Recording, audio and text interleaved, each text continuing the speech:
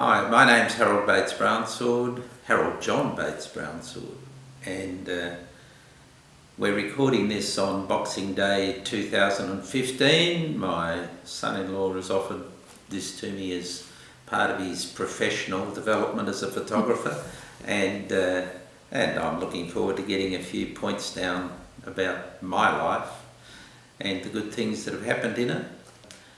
I was born on what day was it? The 4th of February 1940, which means that in about 6 weeks' time I'll be 76 years of age. I was born in Adelaide. My mum was 28 at the time. Her name was Dulcie. My father Harold was 47, and he was already in the army at that stage, the Second World War having started in 1939. I don't remember very much about the first few weeks of my life, obviously, but I've seen photographs, and I know Dad was around in Adelaide at that time, but not long after that we must have moved to Melbourne, where we lived with my grandparents, because Dad shipped off to the Middle East or somewhere like that. The first things I remember are living in Ascot Vale in Victoria. It was an old dim sim shop, which probably means it was an old Chinese restaurant, but we called it the dim sim shop. The shop fittings were all downstairs, but we lived upstairs. And the memories I have from there, one particular memory, I remember Grandma and Grandpa, that's Grandma Boone and Grandpa Boone. They were walking down the street, Peter and I and my older brother Peter. We were looking down the street looking for Grandma and Grandpa. They were probably coming because my brother Reuben had been born, but something like that. And I remember that. I also remember going to school with brother Peter, taking him in. He would ride on the back of my tricycle sometimes, and Dulcie, my mother, I always called her Dulcie for some reason or other, she'd be walking alongside, and I remember that. I remember tram cars going along Ascot Vale Road. I remember we went to the pictures on Saturday afternoons, so we must have had enough money to pay the threepence or whatever it was to go to the pictures. And I always remember Captain Midnight, and I always called it Cap Did Dight, apparently. I remember that. And I remember that brother Reuben was born in 1943, so he was there when we were in Ascot Vale. The next thing I remember is moving, well, I don't actually remember moving to Albury in New South Wales. I don't remember that, but I know I was there. And so I have no memory of moving there, but that's where I started school. at the Albury State School, and we used to walk from our house in Olive Street, Albury, Olive Street, Albury. I used to remember the number, but that's gone out of my head now. But often when we go back to Albury, I'll drive down the street and have a look at the old house. We lived in that house with the Kerr family, Netta Kerr, and her 2 kids, and Mum and Netta remained lifelong friends.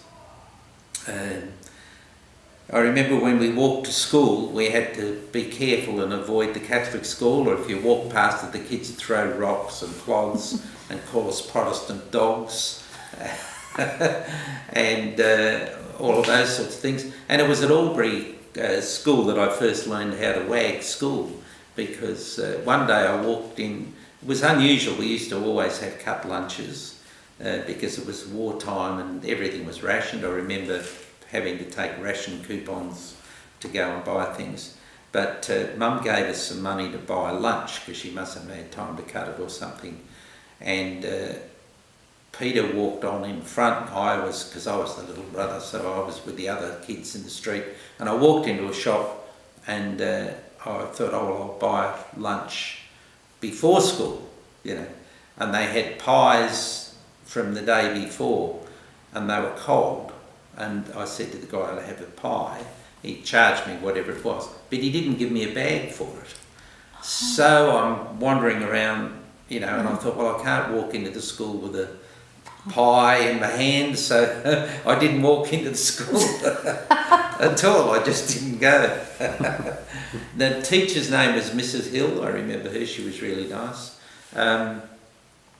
Other things from Albury I remember, of course, were going to visit our cousins, the Boyds, Jack and Mavis Boyd. I didn't remember their names then, but I know them now.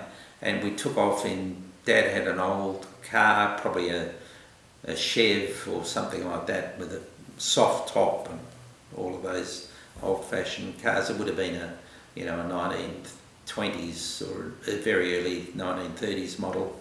And we drove to Gapstead in Victoria, and it was a long drive, so long that by the time we got there it was dark, and Mavis and Jack came out to meet at the car carrying kerosene lamps, because their house didn't have electricity, so we had kerosene lamps. And they had 5 kids. I don't know how many of them were around then, but it was just memorable driving to their farm. It was an experimental tobacco farm, and I don't remember going back. But other memories from Albury were, of course, the end of the war. That was a really big event, the end of the war. They had a big parade and all the school kids marched down the main street of Albury and up to the War Memorial, and they had free merry-go-rounds and aeroplanes. It was a big thing. I also remember when I was in Albury I had my tonsils out and there must have been something wrong with the tonsils, because it was a terrible operation. I remember the chloroform. I remember I mustn't have gone under far enough, and I can just remember this horrible noise and patterns in the head. It was terrible, and I would have been 5 or 6 at the time. But anyway, after that, Mum and I had to go to Sydney to see a specialist, and so we got on the express that used to run between Melbourne and Sydney and stop at Albury, and I can't think of what it was called now. Anyway, it had a famous name and I can't remember it. There you go. It was a big blue and yellow engine. The Spirit of Progress. The Spirit of Progress. We call it the Spirit of Progress to Sydney. And I don't remember seeing the specialist, but I remember we were there for a couple of days, and Mum took me to see a Japanese midget submarine that had been taken part in an attack on Sydney, and I sat in this submarine. That was a bit of an experience, I remember that, and it was a terrible attack. About 100 sailors were killed and a number of small ships sunk in the harbour. I remember the Sydney Harbour Bridge, of course, and every time I go to Sydney now I always want to see the bridge. So I hopefully see it on a plane flying over. If I don't, I'll catch a train to go and see it. Dad came back from the war a number of times. He must have done, because Reuben was born, and then William. And we moved to Albury because Dad was back from the Middle East and was working at Bandiana and he was working on Matilda tanks, repairing them or building them or something like that. I don't remember. He wasn't invalided. He was perfectly healthy those days. There's some terrific pictures in the War Memorial collection of Dad in the Middle East with other soldiers, all looking very fit and healthy. He didn't look anything like his age, which he had to manipulate to get into back into the Second World War, because he'd been in the First World War. But I remember him, being backwards and forwards, and Mr. Kerr would come backwards and forwards, so it was like, visiting. I suppose the Middle Eastern campaign was drawing to an end, so he came back as part of that. So it would have been towards the end of the war, because we were in Albury at least until 1945, late 1945, because that's when the war ended and we had the big parade. Then we moved back to Melbourne. And William was born in Albury. Can't forget that. Yeah, youngest brother William was born in Albury. I don't remember much about it except Mum had a baby and he came home with us. But not after that we were moved back to Melbourne, Is that Brunswick? Yeah, that was first to. We moved to Camp Pell, which was temporary housing set up in the middle of Royal Park in Melbourne, which later on we lived opposite Royal Park. That is many years later. But anyway, we lived in Camp Pell, and I know Dad was around then because he came to visit. And I remember him leaving one time, and Dad being Dad, he didn't walk all the way around to the military part of Camp Pell. He just climbed through the fence, and Peter and I were there and helped hold the barbed wire apart while he got through, and he had his military haversack on his back. I don't think he had a rifle with him, but I remember him clambering through the fence. And it was interesting. Camp Pell was a whole lot of mostly military families, living, and it had been an army camp, and it had been converted to temporary living, temporary accommodation for families, while everybody was being resettled. And the significant things there is I went to Southwest Brunswick School. I used to go with a girl whose name was something or other Partridge. I met her many, many years later in Adelaide. But anyway, we would go to school, and I remember we would catch a tram to school because it was a fair ride. And this girl, Partridge, whose name escapes me, but I used to say, oh, come on, if we walk home, we'd have a penny to buy an ice block.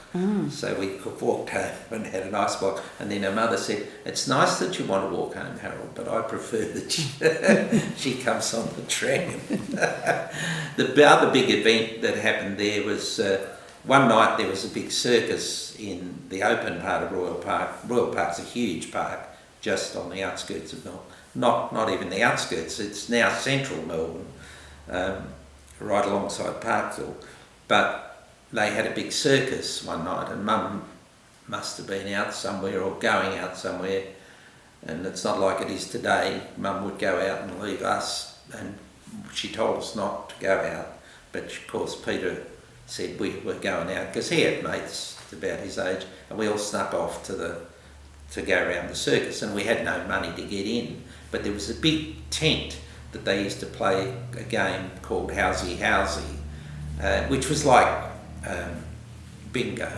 It was bingo, but they called it Housey Housey in Australia because it was house. I've got a full house. So house they would call out when they had a full house. But anyway, we were running around this tent playing chasey, and I tripped over and got a big gash in my knee, and I've still got the scar with me today. It was that bad. Some woman, I have no idea who she was, picked me up, took me to the Children's Hospital, which was nearby. Not too near, but a fair walk for a woman carrying a 5 or 6 year old. Anyway, she sat with me until I got stitched up, and I walked around with stiff legs and bandages for weeks after that. Good excuse not to go to school. That was one significant event. William being born. No, William wasn't. He was born in Albury, that's right. It was Reuben who was born in Melbourne. So he must have been pretty young when your mum was going off playing bingo and leaving you home. How old was you? I don't remember this. Mum, I don't know that Mum was playing bingo. I think she was doing something else, or we just snuck out anyway. I can't remember the circumstance, but I remember that. And I remember I also got dysentery and had to spend Easter in hospital, and it was just the time when chocolates were just coming back because they'd been really severely rationed. And I was in hospital with dysentery. I wasn't allowed to eat anything. And then when I was allowed to eat anything, it was a dry Jats biscuit with yellow jelly on top. And I hated jelly when I was a kid. So luckily my bed was by the window, and I would eat the biscuit and then manoeuvre myself towards the window and hoik the jelly out the window. And I must have been young enough to have been in a cot bed, because I remember having to sort of push myself over the bars of this. But they came around at Easter and they were giving violet crumbles to every kid in the hospital. And I didn't get one because I was still recovering. But the really nice part was the day I was being discharged, the nurses had bought this beautiful big Easter egg and given it to me. So I remember that. Fascinating. What else do I remember from Camp Pell? Oh yes, big incident. Mum again was out somewhere or other, and Peter was a little bugger when I think about it. He led me into all sorts of trouble.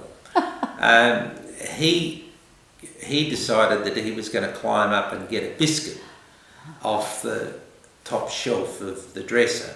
The place we were living in was pretty cramped. It was temporary housing, and we had this dresser, and Peter could climb up onto the kitchen sink and reach the top of the dresser and get the biscuit barrel down. And it was up there for the good reason. Biscuits were very hard to come by, and so anyway, Peter got up, and I was watching him, and I thought, well, get me one. But no, he didn't get me one, did he? I should knock him one. I should punch him one next time I see him. He didn't get me one, so I climbed up, and of course I couldn't climb as well as him, and I grabbed hold of the dresser to stop myself from falling, and then I fell, the dresser fell, and I can still remember all the cups and saucers raining down on top of me. So then for months after, nobody could get crockery, so we had tin plates and tin cups and to use. It was terrible. It was terrible for Mum, didn't worry us too much. Did Peter get in lots of trouble? Oh no, Peter never got into trouble. That was the thing in Albury. Yes, I've just been reminded that I was a fussy little kid, I reckon, because, like all fussy eaters, and I would change what I wanted or what I didn't want, and I must have been at that stage where I was thinking I was a big kid and we were having porridge as usual for breakfast, and I had a small spoon, and I said I wanted a bigger spoon, and Dulcie said, oh yeah, you had a big spoon yesterday and you asked for a smaller spoon. Anyway, she was cutting our lunches, and Peter was hanging around the kitchen table, and she turned around and said to Peter, hey Peter, get him a bigger spoon, will you? And poor old Pete went and got this bigger spoon, and he's walking around holding his shoulder like this, and Dot says, what's the matter with you? And he said, oh, you know. And then she had a look, and she'd cut his shoulder with a carving knife. And Peter still had to get 2 or 3 stitches in his shoulder. Oh, well, all the trials and tribulations of childhood. Yeah, well, the biggest event that happened at Camp Hill was that Dad had volunteered to go with Beecroft, the British Commonwealth Occupation Forces, to Japan, and he had left in middle of 1945, late 1945, and gone to Japan and was based in Tokyo. And we, later on in 1947, we went there as a family. The government had decided that, you know, the troops who were going to be there for some time could have their families with them, some of them. Yeah, okay, not all of them, but we were chosen as a family that could go, and of course there were 4 boys by that stage, and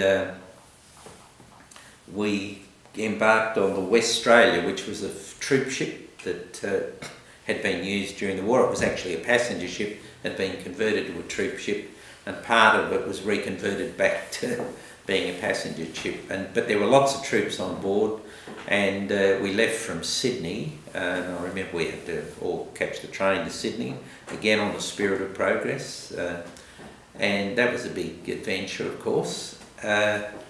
Before we went, there was lots of flurry, of course, and Auntie Jean, Mum had 4 sisters and a brother.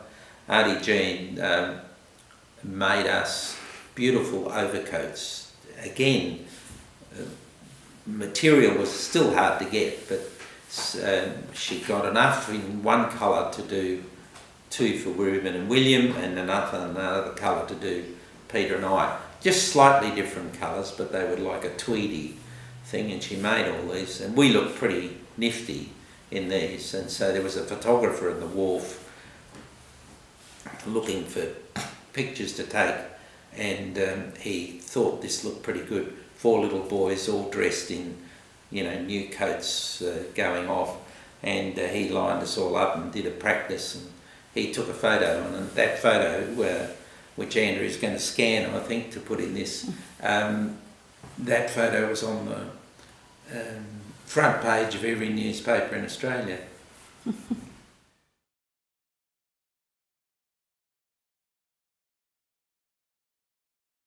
What did I remember of the trip? The first day out, we were at sea overnight, and Mum asked me to take Reuben and William to breakfast. It might have only been Reuben, because William would have still been very small, to what was that, 47? Oh, well, he'd have been 2 years old, so maybe I didn't take him. But I remember going down to the children's breakfast, and Reuben took him down there, and then Reuben and half the kids in the children's breakfast were being sick into their porridge. And I didn't feel sick, but watching them all being sick made me sick. So we went up on deck. I was never seasick again after that, just the thought of all those kids being sick.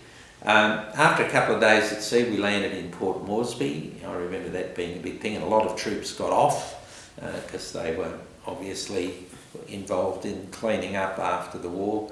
And then we sailed on to Japan. I don't remember much about that journey, except we were coming into Kure, which is on the main island of Honshu, and we were coming into Kure, and the RAAF flew out. Yes, over the ship. Yeah. Emotional, those memories. It reminds me of something else. Yes, when we got to Kure, all docked up, and we were all lined up again in our fancy overcoats and everything else. And Dad came up the gangplank, and Mum was waiting at the top, and they had a big hug, and they were hugging so long that the officer at the deck said, "Move along there, move along, we've got to get other troops up here, So anyway, we caught, after we'd offloaded and got on, we had to catch a train to Tokyo. The big Australian base was in Kure, but we're in what was called the BritCom sub-area, British Commonwealth sub-area in Tokyo, and we caught an express train to Tokyo with all of us, and it was fantastic, because we'd been living in temporary accommodation in Melbourne, which was pretty cramped and no crockery, and because I'd broken it all, and we moved in. We went into this lovely apartment in Ebisu Camp, which was the British camp in Tokyo, which was a big American base. We moved into Ebisu, and we were taken up to this apartment, and we had instead of all the boys sleeping in one room, we had 2 boys to a room, beautiful beds all set out, lovely pottery lamps, brand new crockery and everything all set up in this beautiful apartment. It was luxury. We weren't used to that, and that was on the ground floor of this apartment building. Later on in our time, we moved up to an even bigger apartment upstairs. And that was fun too. But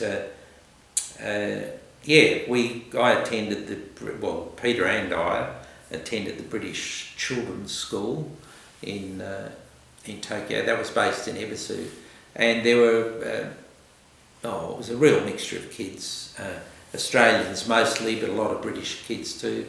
But later on, not long after that, probably less than a year, the British all pulled out of Japan and left it to the Australians and the New Zealanders to hold up the British Commonwealth. And so the English Army school teacher left. And when all the British kids left, there weren't enough kids to have a school. So we had to do correspondence school. Mum did correspondence school with us. And I did that for quite a while, but then I got sent off to the Yokohama International School, where there was a real mixture of students, English, American, Australian, Chinese, Japanese, but it was all in English, which was a shame in a way, because I would have learned Japanese.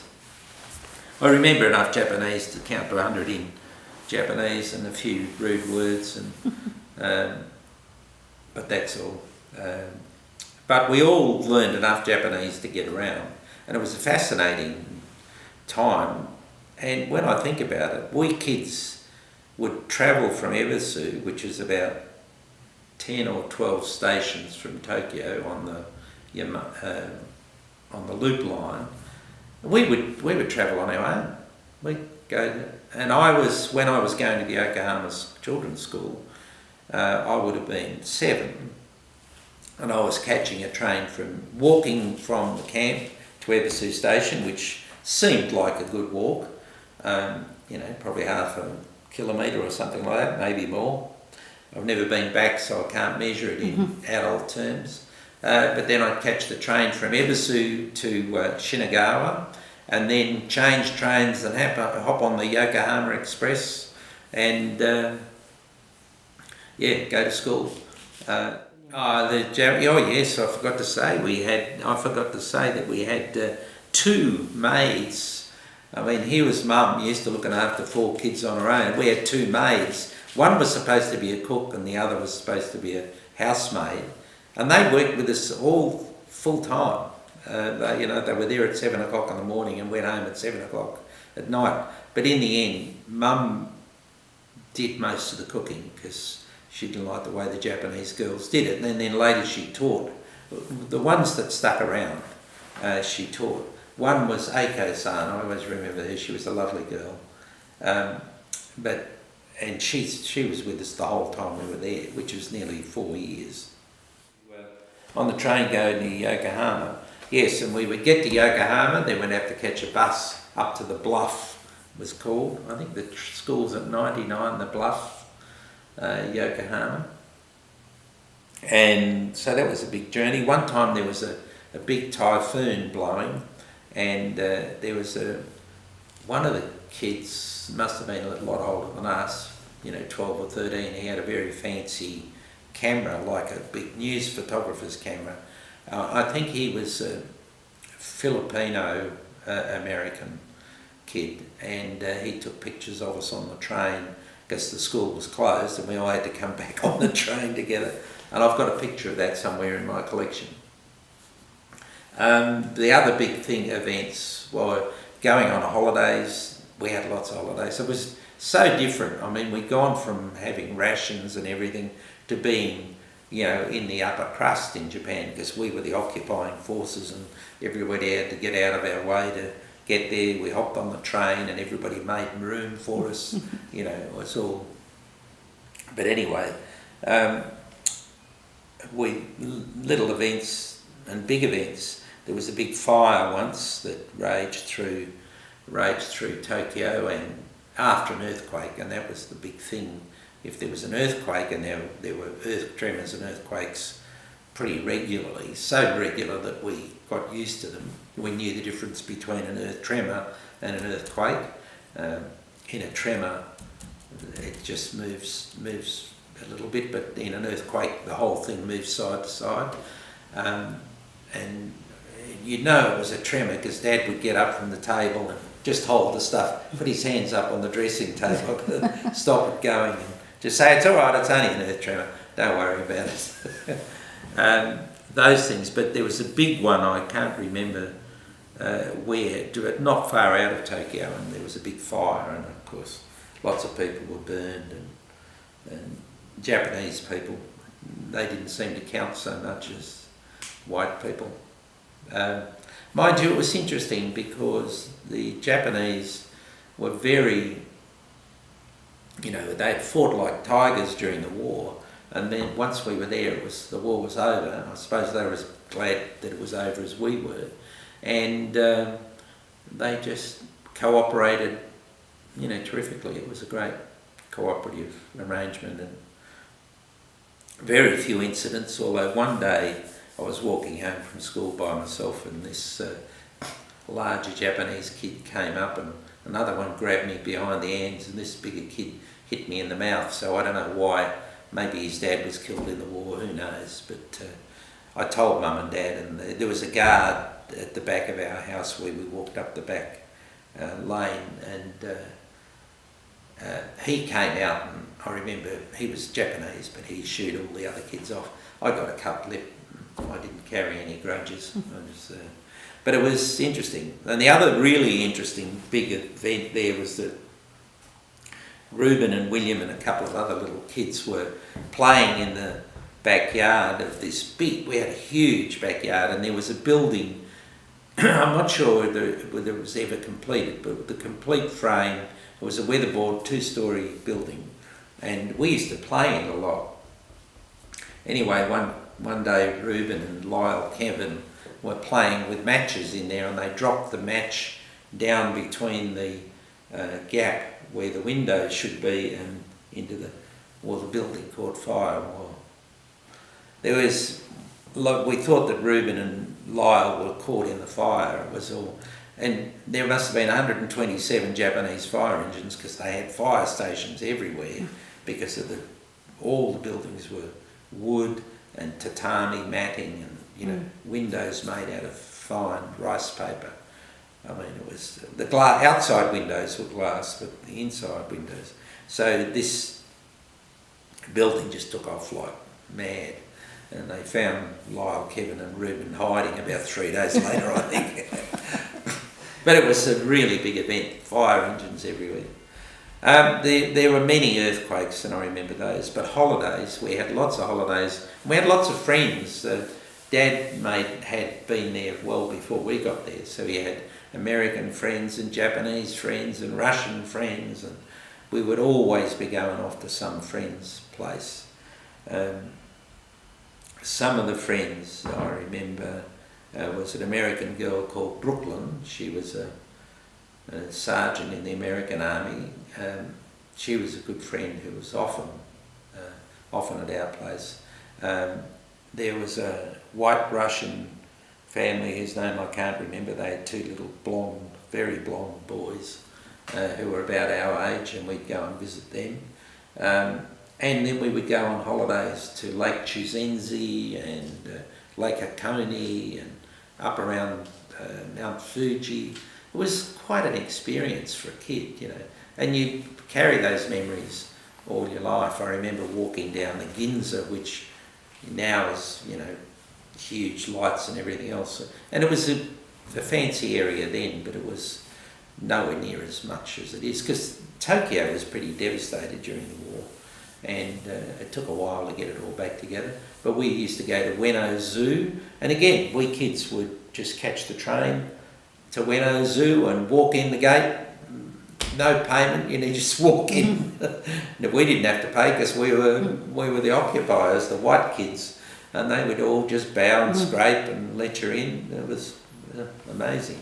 But we would roam Tokyo, literally roam Tokyo on our own.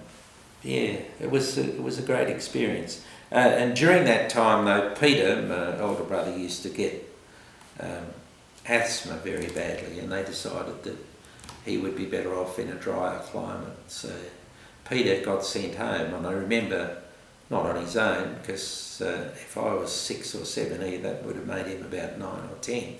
And Dulcie went with him on the train and came with him part of the way on the boat. I think they went to Kure and then came back to Kobe. Dulcie was on the boat with him as far as Kobe, then had left from Kobe on his own on the boat, which was a big thing. And he stayed with Auntie Jean. They had no children, Auntie Jean and Uncle Mac. Uncle Mac was the comedian in the family, but he and Jean looked after Peter, and he was like a son to them for the rest of their lives. But that was a big event. And then, of course, time came for us to come home. That was in 1951, and I don't know what sparked the decision, but I think it was mostly that my grandfather, Alfred Boone, had been diagnosed with ulcers and was not very well, and Dulcie, having been a nurse, was going to come home and nurse him. So we all came home and back to Thornbury, where we'd been a number of times, back to Thornbury, and moved in with Grandma, and we left Dad behind in Japan because his military service was still going, and began another chapter in life. We lived with Grandma. She had a friend living with her. Grandpa was in the front of the house at number 1 Murray Street, Thornbury, Doonside. It was called Doonside because Grandma was, her father was Scot. His name was Sloss, and he'd come from Ayrshire in Scotland many years before and settled in Healesville. And Grandpa's dad, he was from Kent, and he ran a hotel in Healesville called Boone's Hotel. It's not there anymore, but there's pictures of it in the archives. And both Mr. Boone and Mr. Sloss at various stages were on the town council, and Councillor Sloss was one of the first, if not the first, but one of the early mayors of Healesville. And if you visit there now, there's pictures of them in the Historical Society, and there's a street called Boone Street, and there's a street called Sloss Street.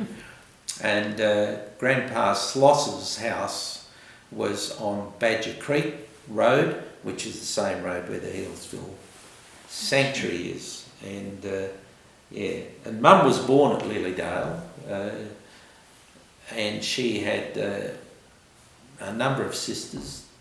The eldest was Auntie Gwen, then Dulcie, she was the second, then Jean, and then Daisy.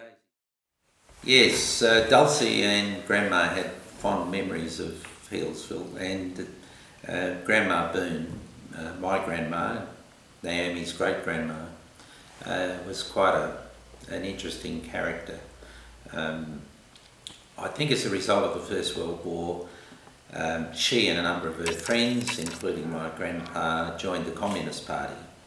And when we came home from Japan, we came home just when the Korean War was at its height. And I remember when we were in Tokyo, seeing convoys of American troops, you know, leaving to go to the docks and go off to go off to Korea from Tokyo. The other thing was the Australian Air Force was involved, and later on Australian troops and troops from all over the world were involved in Korea. And a number of the people that we knew in Tokyo went to Korea to fight. And I remember in Tokyo the 77 Squadron being in a lot of the air fights and things like that, and the news would always be either on the American Stars and Stripes newspaper, which came out on a regular basis, and the other one was the Beacon, which was the British Commonwealth Occupation News, the Beacon. And you would hear stories of those things. And of course, when we came back, Grandma, being a good communist, was very anti the Korean War, and of course as kids that was a bit confusing, because we just, you know, was all gung-ho for our side, and there was Grandma telling us all the terrible things that the Americans had done and had been doing, and all those sorts of things. So it was a bit interesting. But she had a big social conscience, and I think that came from the Presbyterian Scottish grandpa, and she'd named her house Doonside, just the same as Grandpa's house in Healesville was Doonside, and of course that comes from the Doon, the Bonnie Doon, the river that runs into Loch Doon, and after which the film Brigadoon is named, because it's Brigadoon just means bridge over the dune, Brigadoon. So it's she had this strong social conscience, and she told me that she had very sensitive skin. You know, now you've got to remember that we're talking about somebody who was born in the 1800s, and their knowledge of medicine that we have today is quite different. But she said she was born with one layer of skin less than it, and so she used to get skin complaints. I mean, now we would just say she was fair-skinned, being Scottish heritage. She was fair-skinned, had beautiful auburn hair, so she would get sunburn and get... Anyway, the local Aboriginal king, I used to call him, he was probably the head of the clan, used to come and treat her and help her with this stuff. And so she had a lot of admiration for Aboriginal people. And it was interesting that if you go back and read the history of Healesville, the town of Healesville was one of the few towns in Australia who protested when the Aboriginal people were going to be moved to a mission, because they had all worked with and around them for years and they didn't have any problems, they were happy. And of course, if Grandma Boone had that social conscience, she must have got it from her father and mother. So there you go. Just interesting. So we had this interesting I had this interesting conflict going on in my mind about Grandma, and I always had fond memories of Grandma that before we lived there, I don't know why, but maybe when I was a little kid she was always around. And, you know, she was a big influence on me, and she was obviously a big influence on Dulcie, because I didn't realise until much later in life that all the time my father was talking very conservative politics and, you know, liberal, what we would call them in Australia, but very conservative politics. Dulcie was voting Labor or something all the time, and it was just fascinating. But anyway, When we were home at last in Melbourne again, we came back from this sort of life of luxury to just being ordinary kids, but not quite ordinary, because when we got to school, they paraded us all around the school, getting us to tell stories of what it was like in Japan, and did we give all the Japanese kids a good hiding because of the war and all that. But we weren't brought up like that. I mean, Dulcie and Harold, my father was Harold too, they never spoke like that. They had Chinese friends, Japanese friends, Negro friends. They were very eclectic. So even though they voted differently, they had very liberal views for their time in that way. Came the time when Dad came home from Japan, and he was based at Puckapunyal, or just outside of Puckapunyal in Victoria, in a town called, or a little place, not a town, called Mob Siding, which was short for mobilisation siding. And he was the sergeant major in charge of that place. And it was interesting because Pete and I used to get put on the train to Puckapunyal with all of the soldiers going to do their national service and all this sort of stuff. And we'd be in the guards van at the back of this train full of young fellas all off to Puckapunyal to do their training. And we were there one time, and Peter said to me, "Hey June," because he used to call me June.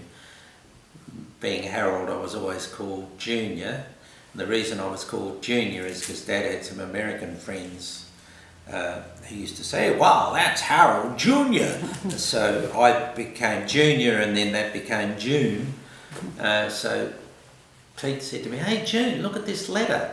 And he'd been sitting at Dad's desk, because Dad had being the RSM, he had an office and a sort of a couple of rooms out the back where his sleeping quarters and what have you. So we had a room out there we could sleep in, and he had his own room. Anyway, there was a letter there, and it was writing to Dad. It said, "Dear Dad, blah, blah, blah, signed Peter." And we looked at it, and Peter, of course, I was a bit young for working out what it was. I was still only about 10. And we couldn't work it out. But it was around that time we became aware that there was more than one, Dad had more than one family. We became aware much later when I went to England myself when I was 25, 26, that not only did we have one other family, there were two other families. So there had been 3 Mrs. Bates-Brownswords, or actually in real fact, only 2 Mrs. Bates-Brownswords. And the other 2 were not really married legally, as was possible at the time that all these things were happening. But Dad had married a girl in England, had a couple of kids, got divorced, and then remarried her. This was all in the during the First World War. And he married the same girl again on Remembrance Day, as it is now known, the 11th of November 1918, because he was in England then recovering from wounds. But that's an entire other story that will take another 5 years to tell on its own, but that's just a bit of a touch. So we have lived with another family living in the Adelaide Hills while we were living on the Adelaide ground that we hardly knew about. But there were 5 of them, and Dulcie was aware of them because we used to get phone calls occasionally for people looking for Doris Bates-Brownsword, who was in the phone book as D. Bates-Brownsword, who lived in Brighton Parade, Blackwood, and there was Dulcie, who lived in Brighton Gardens, Adelaide. So people used to get confused all the time, but as kids we weren't aware of that. Dad was finally sort of getting ready to be demobilised from the army. This would have been it was 1951, and we moved back to Adelaide. But before we moved back, I think the significant things that happened in Thornbury from a kid's point of view was getting to know my Uncle Bob, who we hardly knew because he'd been away in the war when we were kids, Auntie Bob and Uncle Bob and Auntie Vi, reacquainting ourselves with Auntie Daisy and Uncle John, and Peter, of course, had been living with Uncle Mac and Auntie Jean, and it was really reacquainting ourselves with Peter.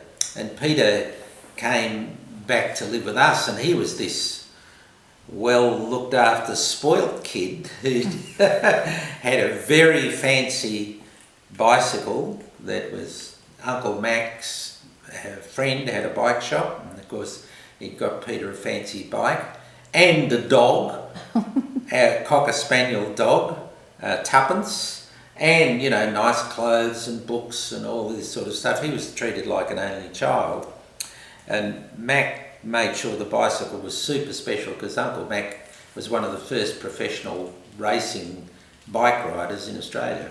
And if you can see the clock behind me, that's one of his trophies, which we've got on loan from elder brother Peter's son, Daryl, and he's in England at the moment, so we're looking after that clock for Daryl and Diane. But anyway, what else happened there? Well, of course, we met our cousins. Auntie Gwen lived just up the road from Grandma, literally just up the road, and we went to school next door in the Hutton Street Primary School. So we got to meet Eileen, Helen, John and Jean Ashton, who was Auntie Gwen's married name, Uncle Jim Ashton. It was a second marriage for Uncle Jim. His wife had died many years before, and Auntie Gwen had married him late for those days, probably been in her 30s, and she had one child, Jean, so the first three were really stepbrothers and sisters, but they were all very close and still are very close. You wouldn't know there was any difference in the family. But Auntie Gwen and Uncle Jim were significant, but Uncle Jim and Auntie Gwen were both considered quite strict, so you had to be on your mettle when you went to their place. But Auntie Daisy and Auntie Jean, they were much more laid back, so as kids we loved to go to their place because she got spoiled and did all sorts of things. Auntie Jean had 2 little girls, and it was always fun to go there and visit. The only other major significant things that happened at Thornbury when I was there was, well, it wasn't my first job, because my first job was picking tomatoes in Albury with Dulcie during the war, and I don't think I was being employed, she was, and we went with her and picked tomatoes, probably as we needed babysitting, but I can remember picking tomatoes. But my first job where I got paid, which was selling papers on the street corner of Hutton Street and St George's Road, Thornbury, and I sold there because there was a big tram depot just at the other end of the street, and the best day was payday, Thursday payday, because all the guys coming from the tram workshops would want to buy a paper, and I was one stop up, and they'd all dive on the tram, and I'd dive on the tram and quickly sell papers, and the papers were tuppence and on 2 pennies, that is, and then on a Thursday they'd all give you threepence, which was, and say keep the change. Well, as I only got a halfpenny per paper I was selling, getting an extra penny was a big deal. You've helped you make money, and my big objective was to buy my own bicycle, because here's Peter with this fancy super something or other bicycle. I've forgotten the brand, but it was a well-known brand in Melbourne. It was owned by one of Mac's friends, and he had this really fancy bike, and my ambition was to get one like that. I didn't, but I worked hard, and I've saved £5 and got this second-hand bicycle, which was made out of lead, I think, and Yes, it was like pushing a truck around the place. Anyway, after that I could graduate to delivering papers, which meant you got up early in the morning and went and delivered papers, and that paid a little better than, because you got paid a wage for doing that. It wasn't a halfpenny a paper, you got paid a wage for doing that. And I did that. That was my second job, one on the street corner, one on the round, and that was a good thing because I had my own bicycle by then. And you know, Grandpa died while we were living there, which was a shame because he was a nice bloke, a bit crusty, probably because he wasn't well. I always remember Grandma would say, when he was sick in bed, which he seemed to be a lot, I would be dispatched to take a cup of tea up. Now Grandma had the tea boiling on the stove, and I'd run up the hallway with it. I'd get it into Grandpa and he'd say, "This tea's cold!" And then he was, when it was winter time, he'd always be yelling down the hallway, "Junior, shut that bloody door!" I do that now. Shut that bloody door. Anyway, Grandpa died, which was a bit of a shock, and Mum had come home to look after him, so that was all the thing. And I remember, for some reason or other, all we kids weren't allowed to go to the funeral. We got packed off to go to the pictures. And I thought this was crazy, because I'd been to a number of funerals when I was in Japan, because there were soldiers dying and of wounds and all that sort of stuff from the Second World War, or recurrences of things, or drinking themselves to death. And I was forever being carted off going. We used to think it was a big thing. We would sit in the back of the truck with a military band and go to the funeral. But I can remember sitting in this, I think, what was the name of it? Big theatre on the corner of Flinders Street in Melbourne. Big theatre, not the Palace, doesn't matter. It had stars in the ceiling. And I remember sitting there and I was thinking of, you know, what was going on at the funeral and the Grandpa and everything else, not what was at the pictures. But Eileen, the eldest of Auntie Gwen's kids, she'd been sent off to take us off to all of the movies. The other funeral that was a big deal was a little kid, not so little, probably my age at the time, was killed on the railway crossing, which was at the end of our street. He crossed after one train had passed and went straight in front of the next one. So all the kids lined the street, and you know, that kid's funeral, that stopped a lot of us. We were very careful around the railway line after that, I can tell you. But the big then event was that we decided to move back to Adelaide. And Dad was still in the army, and he got transferred to Keswick Barracks to be demobilised. And we moved back to Adelaide and back to temporary housing. We lived first in the back of a big boarding house in what was an old stables, and we had to eat in the boarding house and everything else. And there we had 2 rooms. The 4 of us, or 3 of us, were in one little stable, and Mum and Dad and William were in the other stable. So it was a bit of a crowd. Dad got a job fairly quickly because he was a refrigeration engineer, and he was working either at Kelvinators or, I think it was Kelvinators then. And a while later, it seemed like a long while, but it was getting close to Christmas, I remember, and we all had to go. I don't know why they bothered to send us to school for 5 or 6 weeks, but they did. So we all went to Gillies Street School for a while. Yeah, the big difference between the South Australian and the Victorian school systems.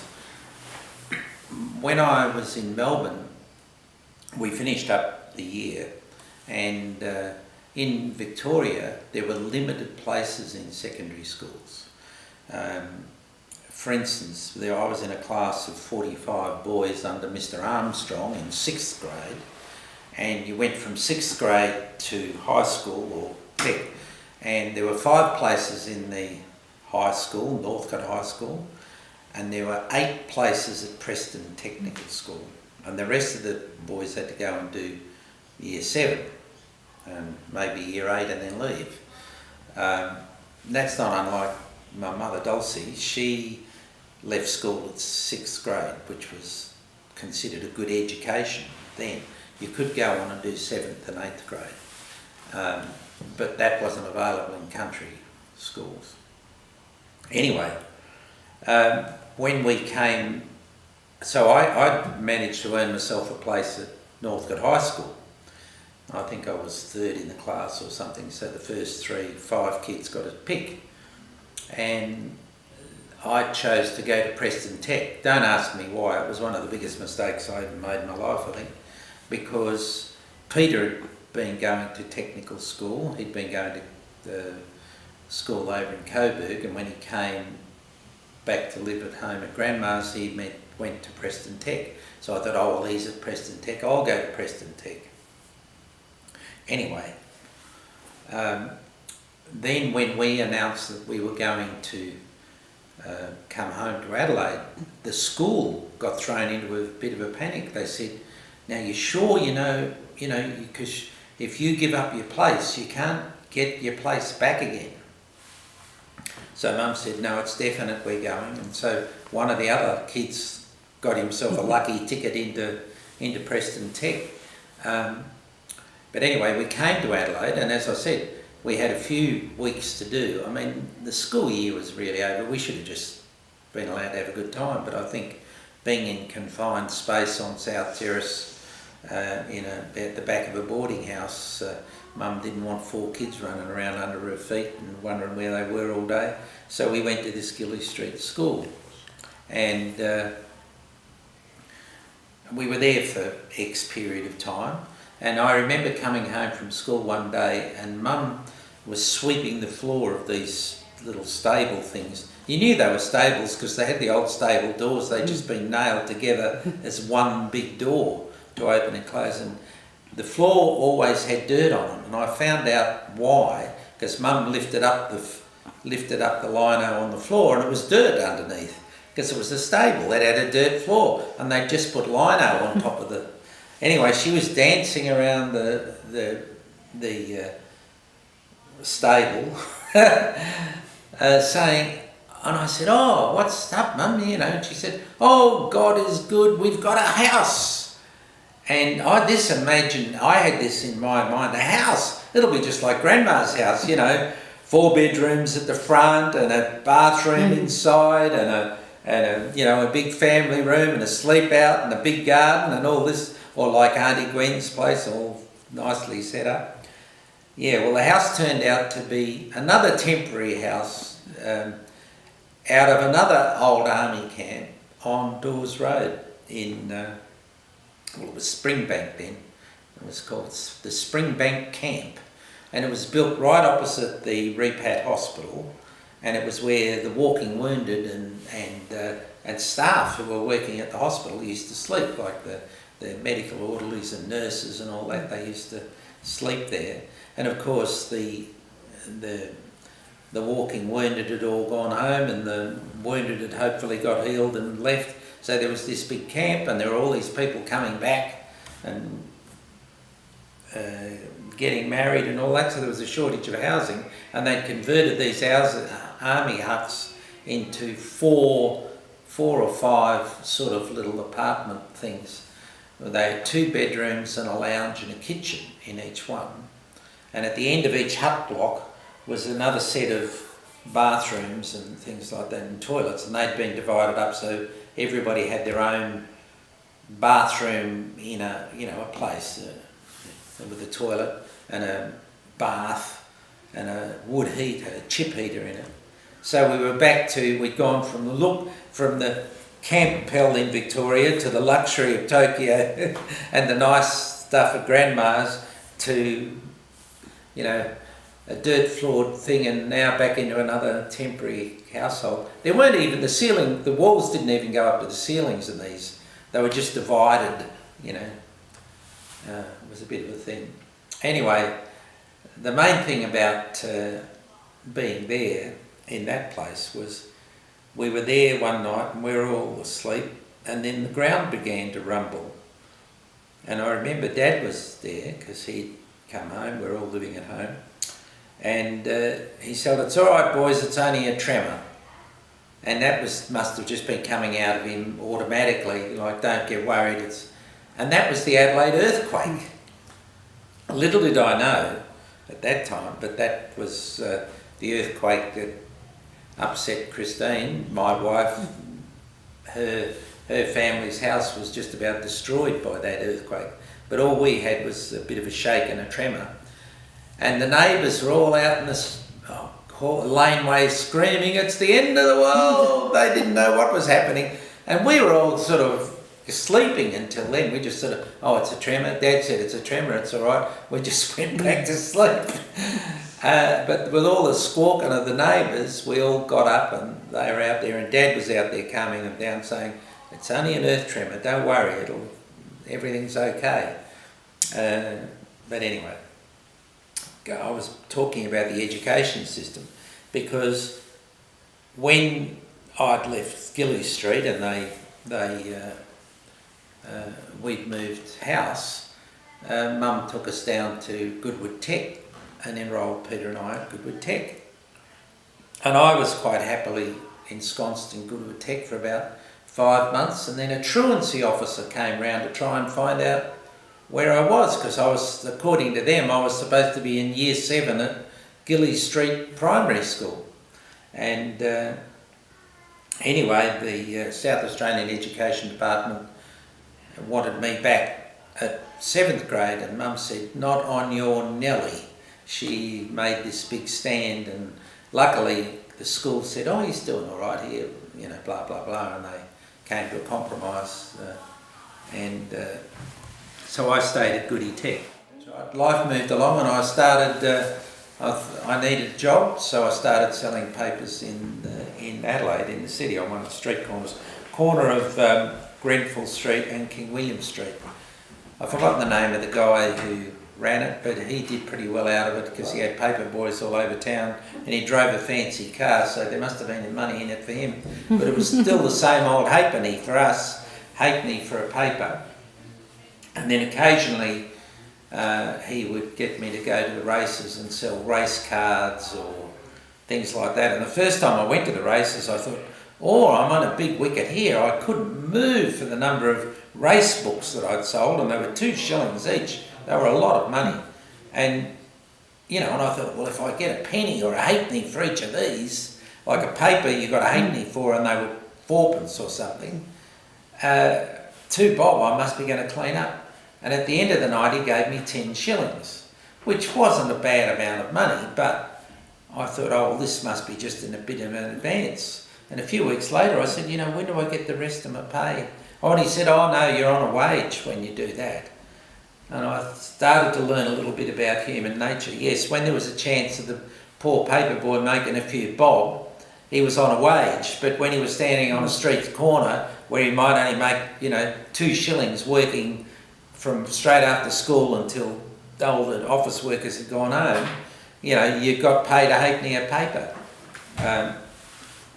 So at the first opportunity, I started looking for other kinds of work. And the best thing that happened to me then, I was at school at Goody Tech, and we were riding, Peter and I were riding our bikes to school. It was a hell of a ride from Springbank to Goodwood Tech. I mean, it's still a fair way these days, but the worst part of it was when you headed off in the morning,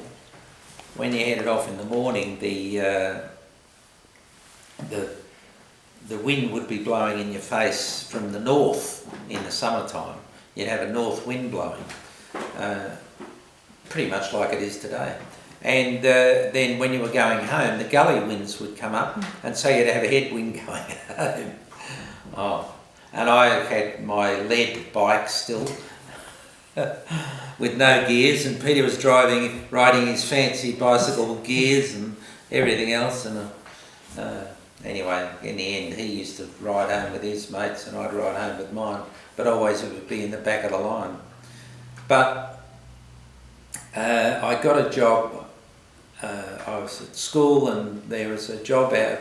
The show was coming up, and Mum said, "Oh, there's often jobs at the show during the school holidays."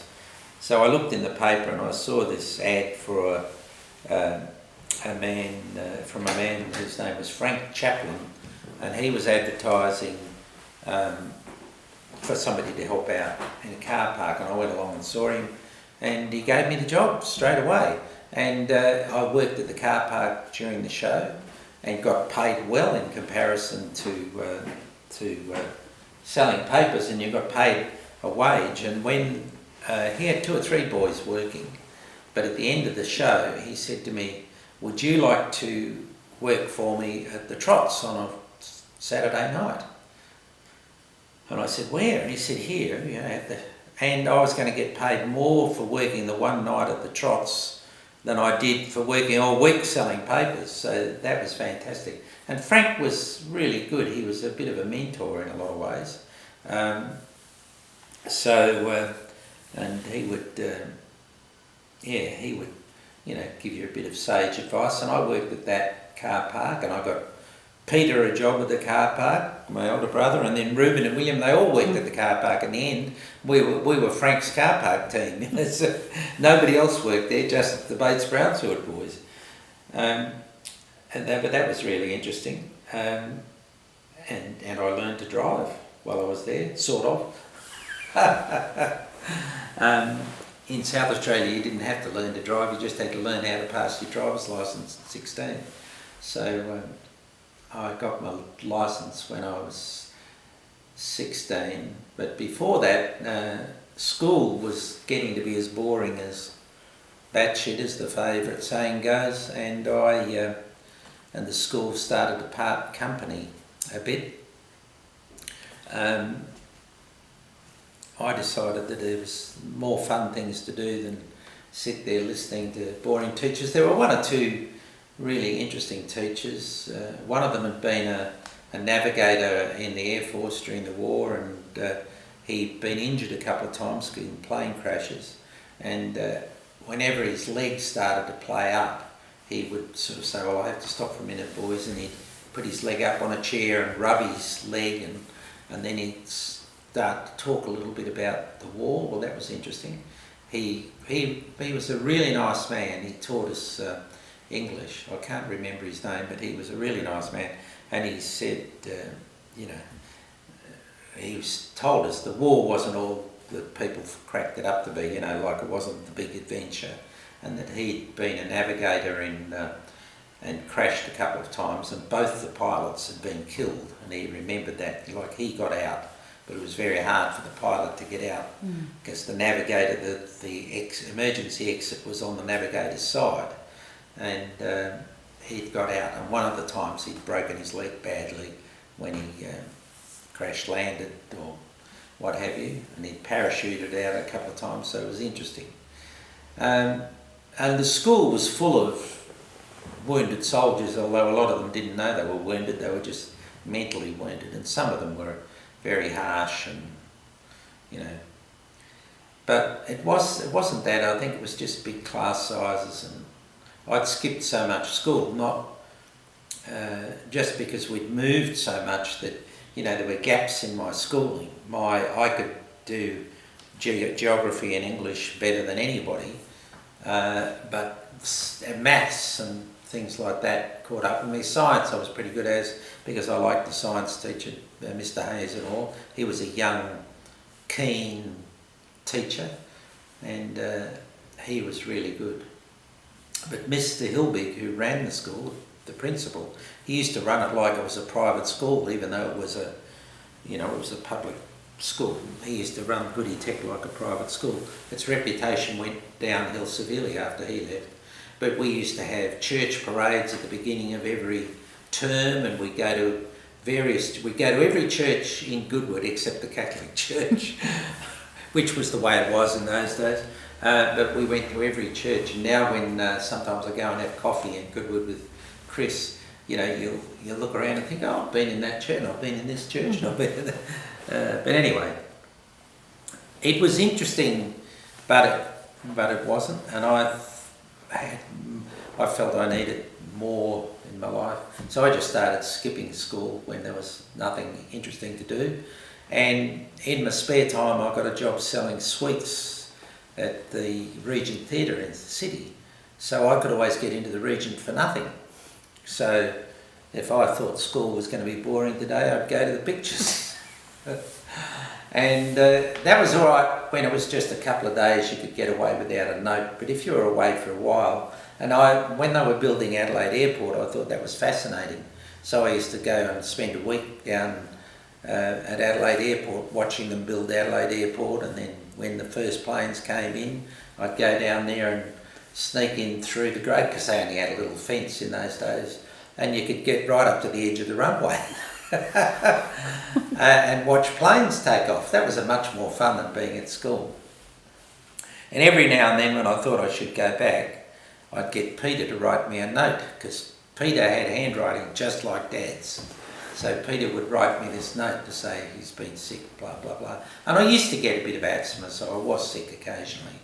But what was my big undoing is that the Queen came to visit Australia for the first time in 54, it must have been, yeah, 1954, and there was all this big fuss, and for some reason or other we were great royalists, and so I decided that I was going to get a good view of the Queen, so I camped out in Rundle Street, as it was then. Overnight I slept in a street shop front, and so first thing in the morning there I was at the barricades, and along came a reporter, and the people around me said, and he was just trying to look for a story, and they said, oh, this young fellow here slept in the street overnight. So I got this picture in the paper of this boy, you know, who'd slept in this to see the Queen, and of course the truancy officer read this and said, oh, he was sick the day before. So they came to the school, and it all came undone. And Mr. Hilbig had me in his office and told me what for, and then he got my mum up there and said what for, and said, oh well, obviously he's better off not being here, because I was still doing well at school, even though I wasn't there for big lumps of time, and I mean like a week or 10 days or 15 days not there. But I remember Mr. Hilbig saying, you know, I had big things for you. You should have been first or second in your class, blah, blah, blah. And I let you stay on here when you should have gone back to 7th grade. You've let me down, blah, blah, blah. But then he said at the end, he said, well, I hope you go well, and one of these days come back and tell me how well you've done. I thought I was going to do that, but I left it too late. He died. But anyway, I went off, and the deputy principal, whose name was, might have been another Mr. Armstrong, I think, my 6th grade teacher, he saw me and he knew what was happening, and he said, oh, look, I know some people in town, I think you'd work well with them. And he gave me the name of these people to go and see, and I went there, and the next day I had a job at Goodurant and Murray, which was a big wholesale store. They used to outfit the Australian cricket team in white cream trousers, and I got a job in the hosiery department. And the hosiery department sold socks, of course, but they also sold men's underwear and all sorts of other bits and pieces. And I used to have to unpack boxes of stuff coming from factories all over Australia and all over the world, and deliver things by hand. Then so I was 14 when I started work there, and I hadn't finished.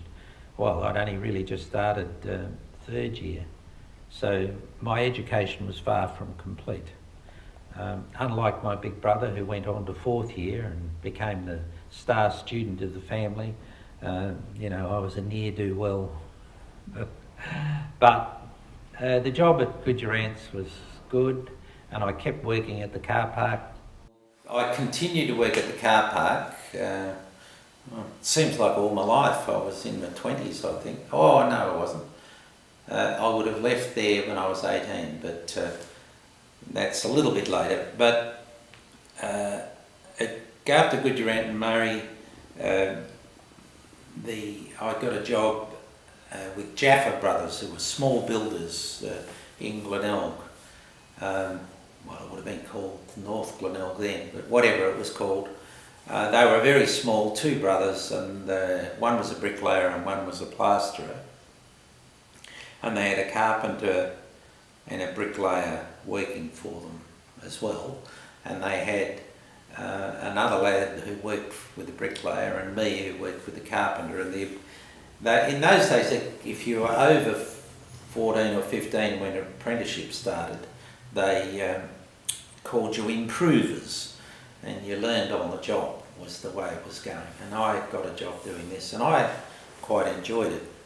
But the carpenter I was working for, he was a young bloke, but he was a bit frustrated, I think. I don't know what his problem was, but he was a bit moody. And I was still riding my lead bike. And, you know, sometimes the jobs were a fair way away. And the boss would allow him a certain amount of money to pick me up on a corner. But he would never come to my place. It had to be, I had to ride, and it was usually 3 or 4 miles to get to wherever it is I was going to meet him. And then I'd leave my bike there on this. In those days, you could leave your bike on the street corner, and nobody ever want to pinch a lead bike anyway. And then he'd drive me off to the job and blah blah blah. Well, you know, sometimes because of the weather, you know, it might be pouring rain or the strong wind, you'd leave home and you'd ride as hard as you could, but you'd be 2 or 3 minutes late, and he would go. And then I'd have to ride all the way to the job, so no doubt you got there late. And he had great pleasure in telling the boss that I was late again. Didn't bother to tell the boss that he'd left. It was just a bit of a pain. But anyway, I enjoyed the building game. But anyway, one time this carpenter got sick, and he wasn't there for a while, and so I went to work with the bricklayer. And he was really an interesting guy, and he said to me, you know, why are you doing this job, Harold? And I said, oh, well, you know, I want to get a trade. And he said, you don't want to be clambering over rooftops when you're 40, do you? And I said, oh, no, I hadn't thought about it, you know. He said, he said, you're too smart for this sort of work. You should be doing something else. And I thought he was crazy. What's he talking about? Anyway, work was getting a bit quiet. And circumstances, as I look back on it, circumstances get to make things change, because it was getting quiet, and the boss had a real old boat, a wooden boat, out the back of his house, and so he told all of us apprentice young kids to come and work at his place and scrape the boat.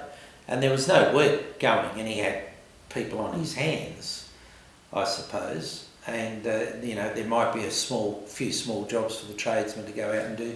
So we were working on this boat for a week, and that was at North Glenelg, and we were living, by then we had moved out of the temporary accommodation at the camp and moved to our house in Brighton. And I'll tell you in a minute my part in building the house at Brighton. But, you know, it was a fair way from Brighton to North Glenelg, right all the way up Brighton Road.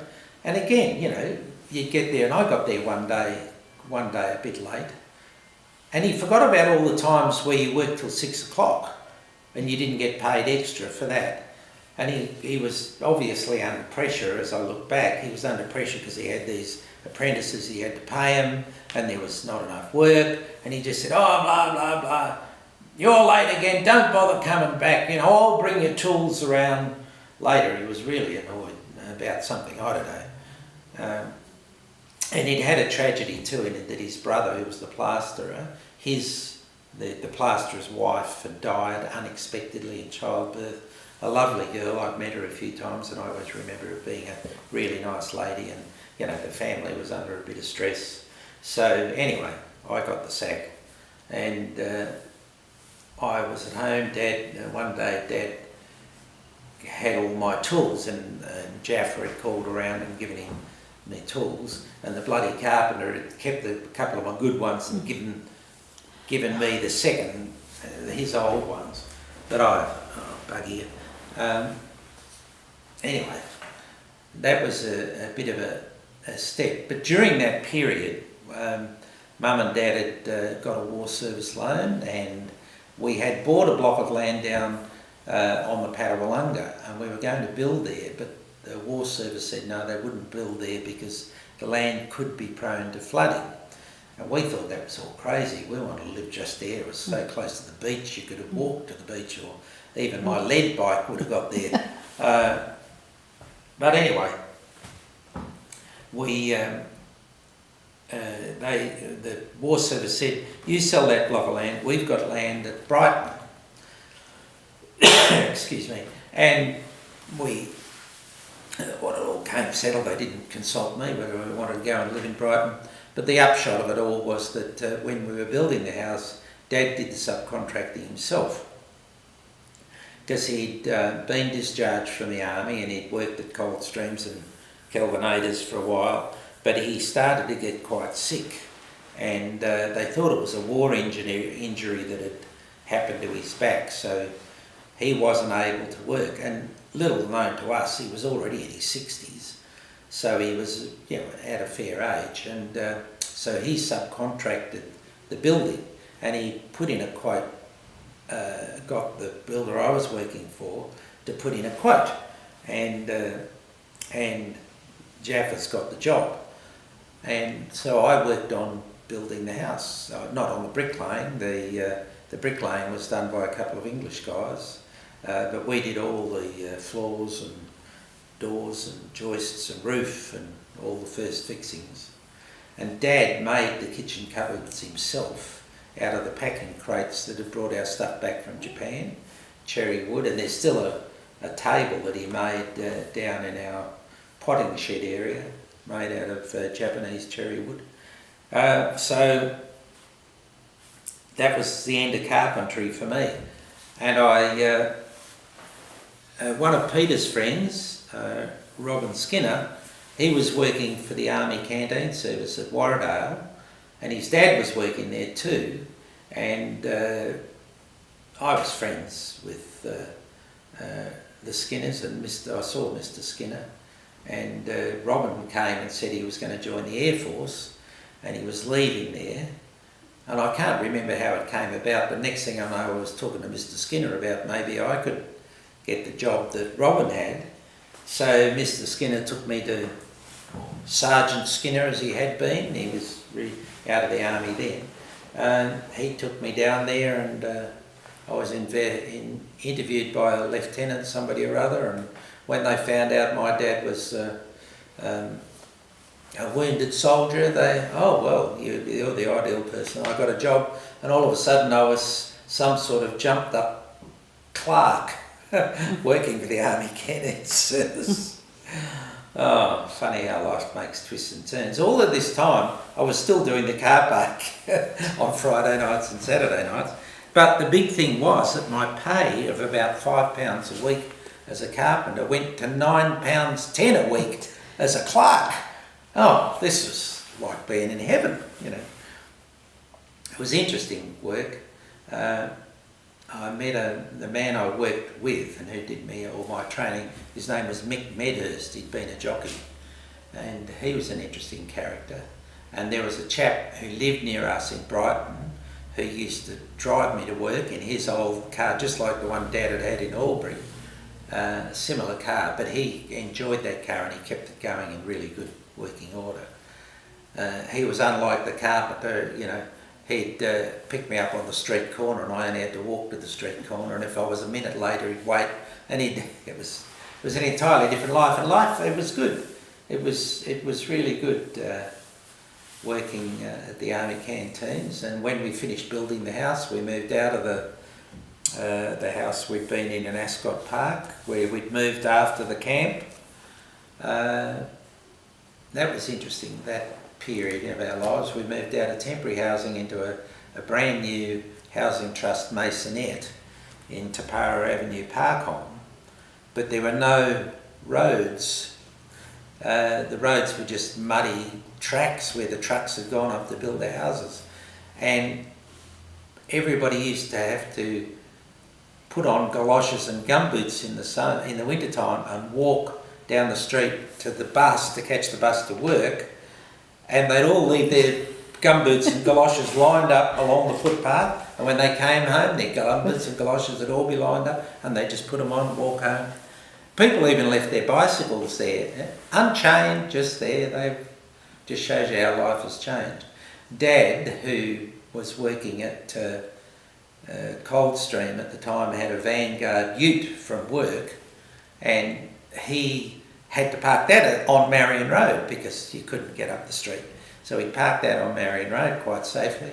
And we had a telephone in our house because Dad was a service engineer and got called out on weekends, which meant that we often had neighbours at our place making telephone calls because nobody had phones. And we're only talking about 1957, 58, so nobody had telephones.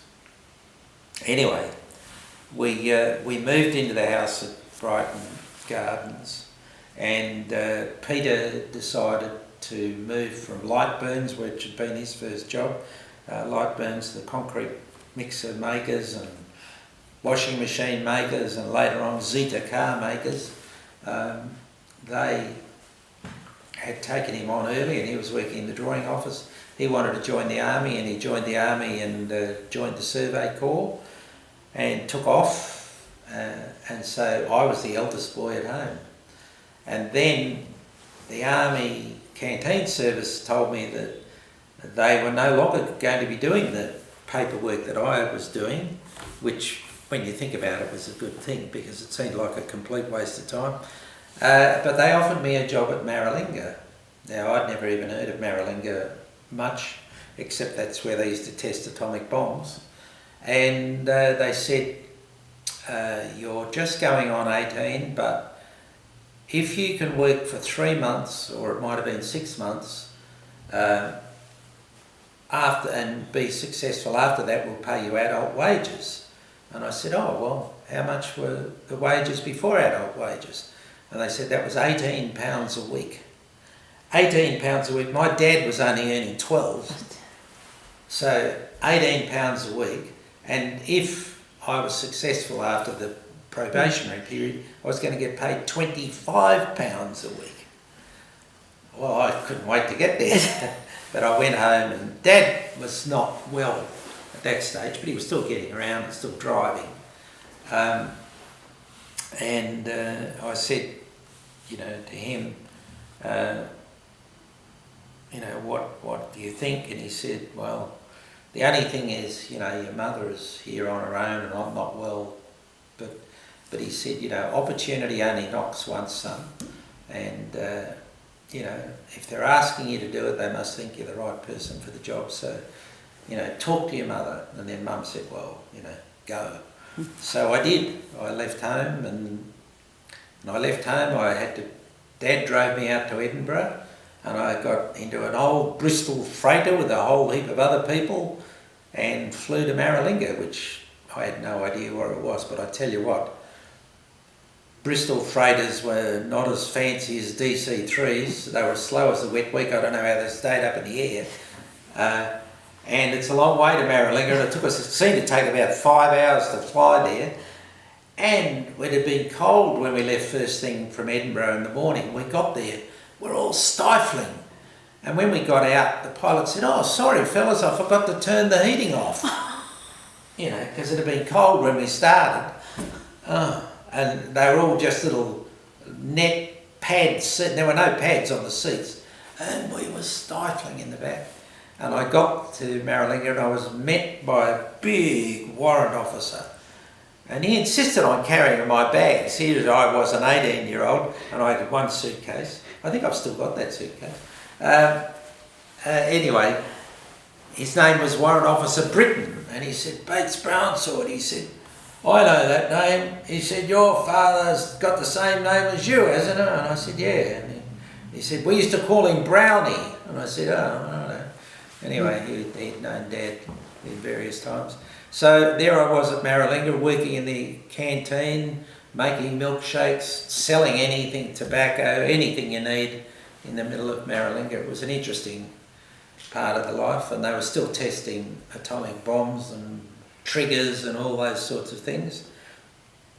And it was a very interesting and influential part of my life, because I met interesting people, of scientists and people with famous names, and lots of military people, and made some fantastic friends, including David Owen, who's still a friend today, and David Thomas, who's still alive but not very well in England, and Danny Beamer, who died many years ago but still in touch with his family, and another fellow called David Colthorpe. All my friends were called David except for Danny. All of those sorts of people, and I got very well paid, and so I bought blocks of land in Adelaide and bought a fancy sports car under the advice of one David Owen. Because Peter and I had bought an Austin Big 7, 1937 Austin Big 7 between us, but in the usual Peter fashion, it really meant that it was his car and I just got to drive it every now and then. But I must admit, he did a good job of spray painting and making it look good. I liked driving it. But when Pete left to go in the army, I bought it all off him, and then I traded it in on this Triumph TR3. I was looking at a Austin Healey or the Triumph, and David was with me, and he said, take the Triumph, mate. And it's funny because David has now restored exactly the same MGA type, the same MGA, or is it a Healey? No, he's got a Healey, that's right, sorry.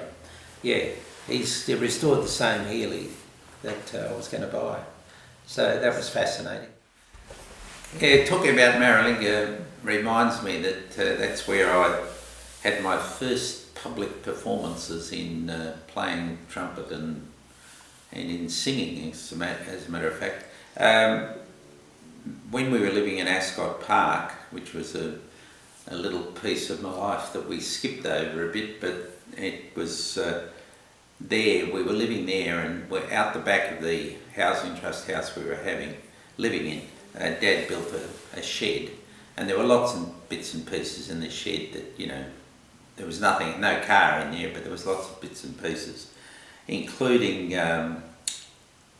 some, I think they must have been 45 calibre pistol bullets that Reuben and I found, or it might have been Peter and I, but I think it was Reuben and I. And so we put one of these in the vice one day and aimed it nowhere and hit the bottom of it with a pin, and it, pew, and there was a hole in the roof. Yeah, so we didn't do that again. But anyway, while I was mucking around in the shed, I digging around in a box down there and found a bugle, an old army bugle, and I thought, oh, that's interesting, and I got it out and started fiddling with it, And Dad didn't. He said, oh, you found my old bugle. That's all he said. And it's really interesting because he could play the piano, he could play the organ, I knew that. And he'd never talked to us about being a musician or anything like that. But he must have been quite a musician. He must have learned probably in Yorkshire because he would have been came from a mining family, so he was probably in a mining company band or other that he would have learned to play cornet or trumpet or something like that. Anyway, he had been a bugler in the military, both in the First World War and in the Territorial Army, they called it in England, and in Australia something similar. They had and Dad had been in that. And I've seen now many pictures of him playing bugle somewhere, and there's pictures of him in the Australian War Museum as well, and there's pictures of him around the place playing the bugle, but I hadn't seen them then.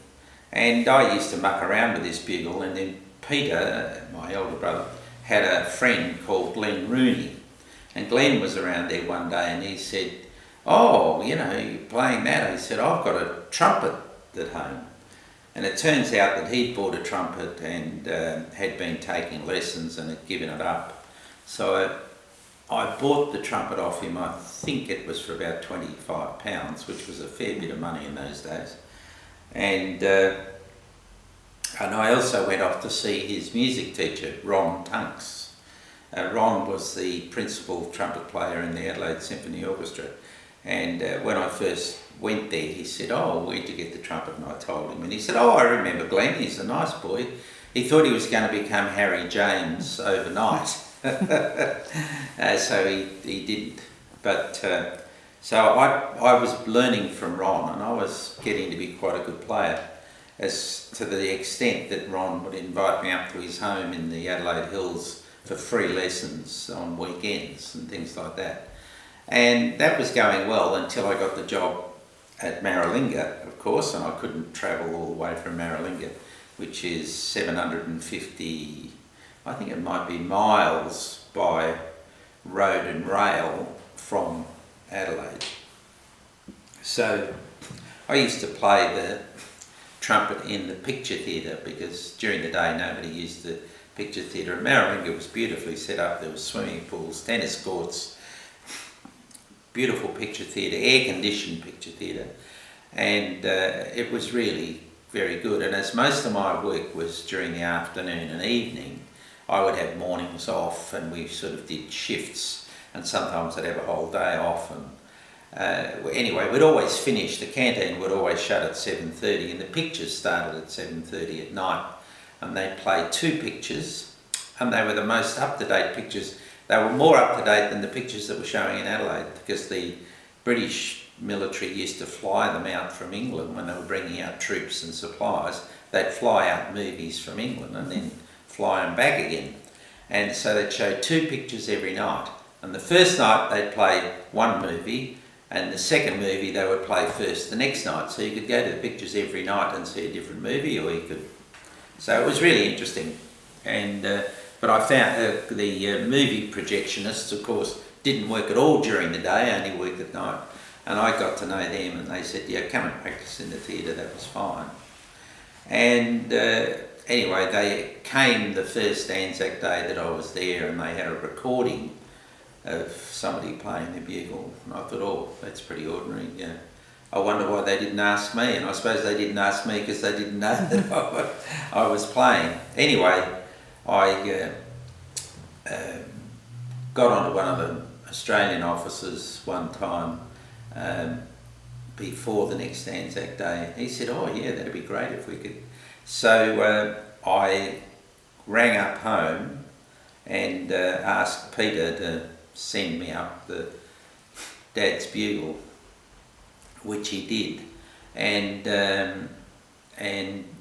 it came in a box which I still have today to keep the bugle in. It was an old radio, portable radio had been packed in it, and so I got to play the next Anzac Day at, and then we did concerts and things like that, and I'd always get bits, parts, and I met one of the Davids, David Colthorpe. He was an organist and pianist, and he went to church with Dave Owen when he first came up there, and so David got me going to church with him, and then we formed a little singing group. David wasn't in it, but David Colthorpe and a couple of other people. It was really interesting because I was a 17-year-old from nowhere, and I was in this singing group with a couple of military officers, English military officers, and an Air Force sergeant.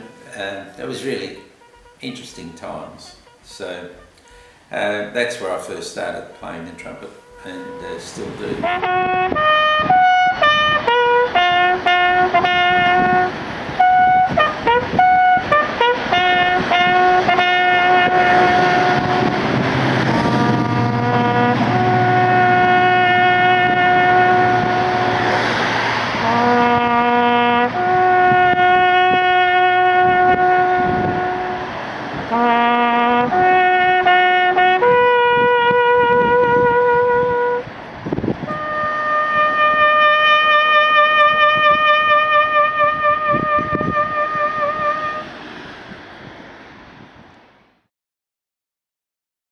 I was at Maralinga for 4 years, which is why I glow in the dark at night. Most people stayed for a year, but the money was so good and everything else, and I was enjoying the life. The only thing I'd gone there when I was 18 and came back when I was 22, so I had no experience of girls other than seeing them in the pictures or, before I left, and it was, my experience of romance and girls was pretty limited.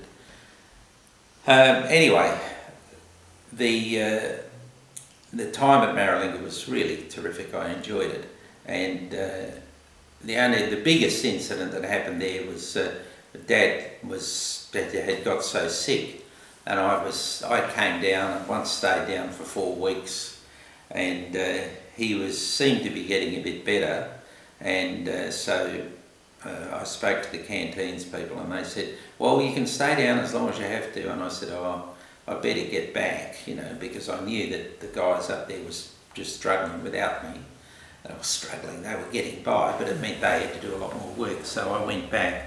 No one, about 10 days later, Peter rang to say that Dad had died. So I came down, and there was a funeral at Centennial Park. But again, they had a bugle playing a recording of the last post, not a bugle, which I thought I should have been playing that. Anyway, I think I mentioned earlier that Dad had a long career in the army, and so there were lots of people there. He had many friends.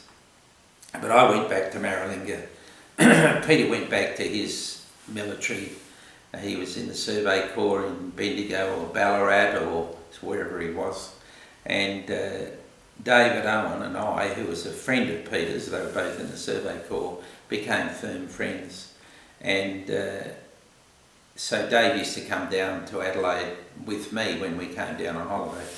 We used to get 3 trips a year to Adelaide, and you either had to catch the East-West Express. It wasn't an express actually. It was on the East-West line, but it was called the Tea and Sugar Train, and it stopped nearly all the way at every station on the way. So it took ages to get to Adelaide. Or you could fly in the Dove.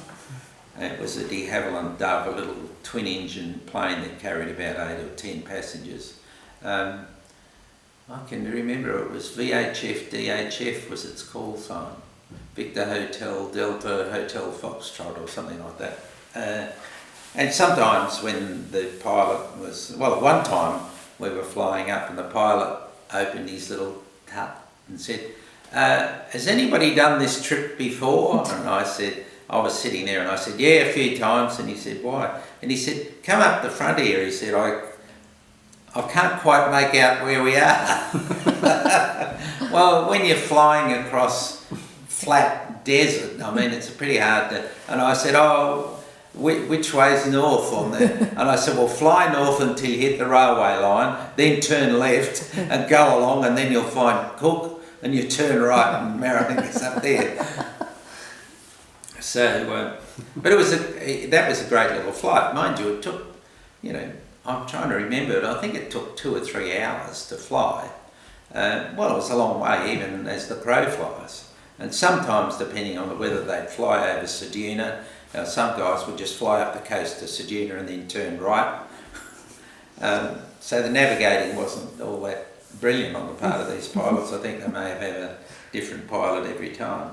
But anyway, David and I would fly down to Adelaide, and then one year he had his 21st birthday and his sister was getting married, and he said, why didn't I come with him to Queensland, which I did.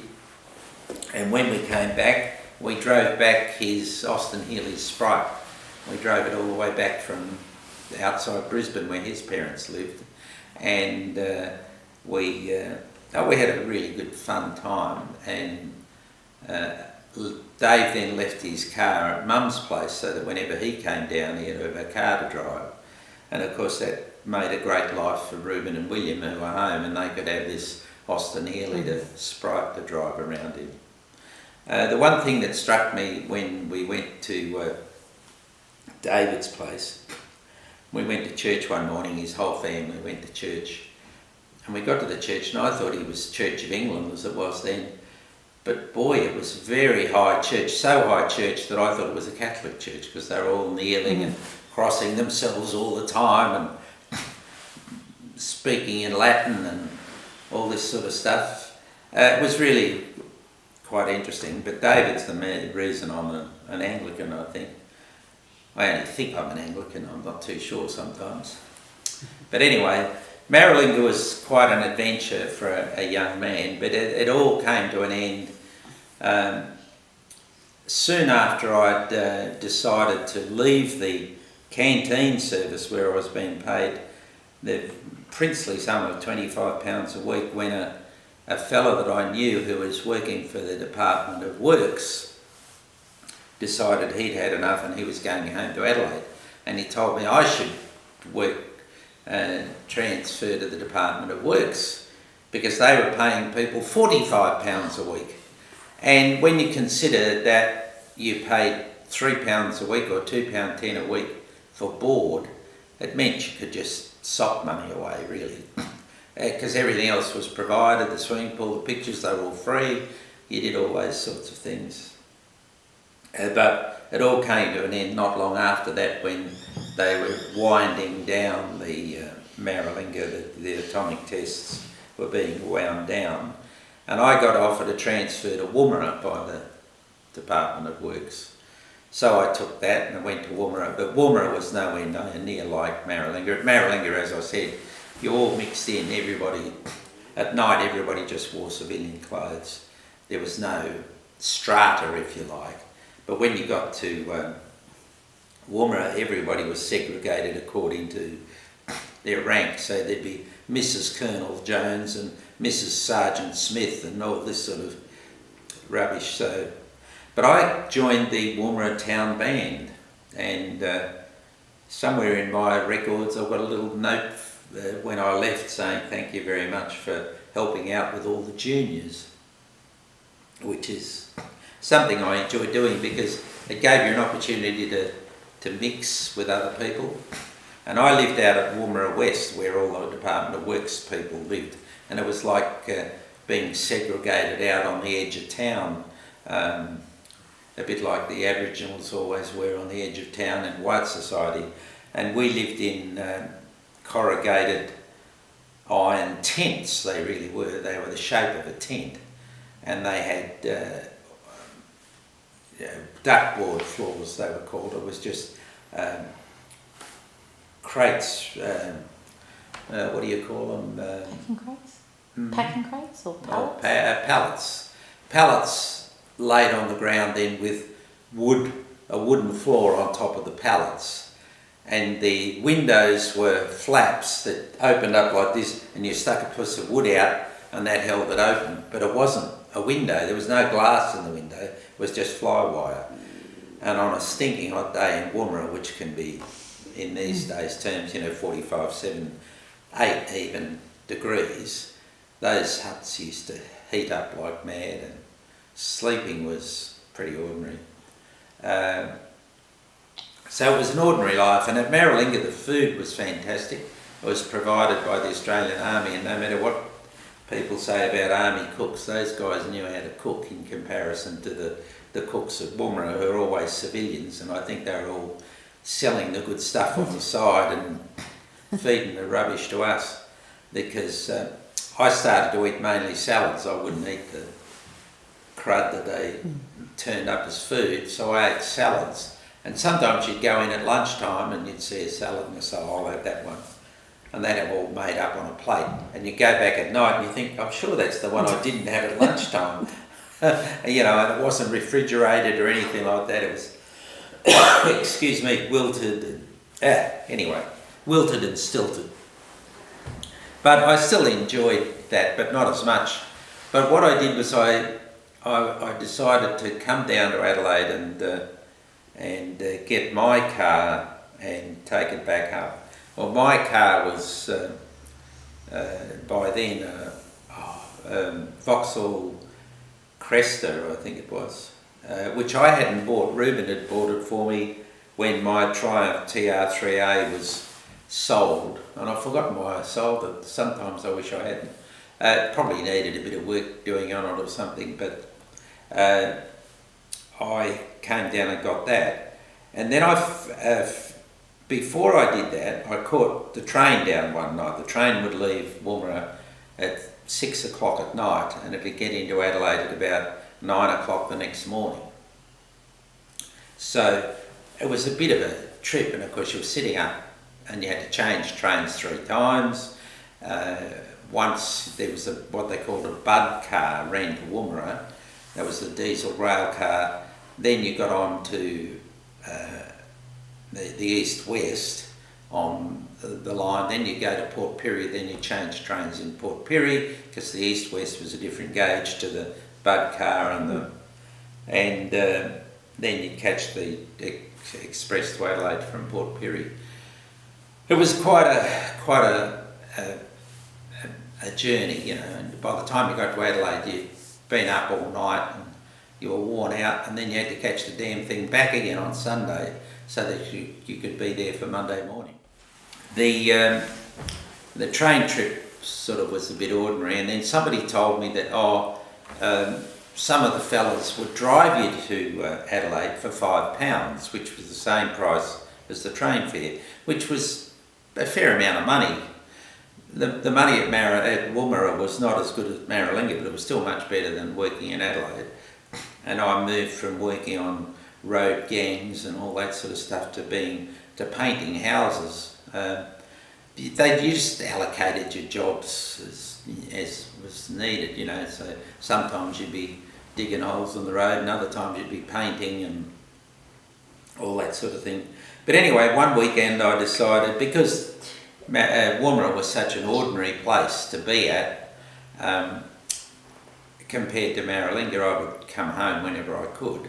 And anyway, one day I thought, oh well, I'll try out one of these fellas who drives to Adelaide, because they used to leave at 6 o'clock, same time as the train, and they'd get into Adelaide at about 11:30, 12 o'clock at night, which was much better and faster, or so I thought. But in those days, hotels always had to shut at 6 o'clock. But there was a rule that if you were a bona fide traveller, you could stop at a hotel and get a drink after hours. Well, these guys in Woomera were so desperate for a drink that they would drive they'd get to Port Augusta and they'd want to stop at the hotel there and have a drink, and then they'd drive to Port Pirie and they'd want to stop and have a drink at Port Pirie, and then they'd drive to Snowtown and they'd want to have a drink at Snowtown. And I didn't drink at all. I'd say, you might as well say I didn't drink at all. So I wasn't interested in that sort of thing. And I thought, well, I've got a nice car sitting down there and I'll pick up my own car and drive it back. And I got friendly, of course, as you do, with a couple of other people my own age. One of them was a guy called Richard Dickinson, I think it is. Anyway, name like something like that, because he used to mix it around. He used to change it around on a regular basis.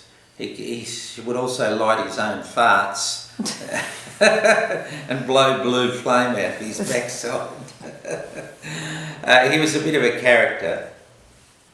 But anyway, I drove my car up, and then one weekend we drove down together, and it was good because you had somebody to talk to on the trip, and we could get, by not stopping at all the hotels, we could get to Adelaide by 11 o'clock.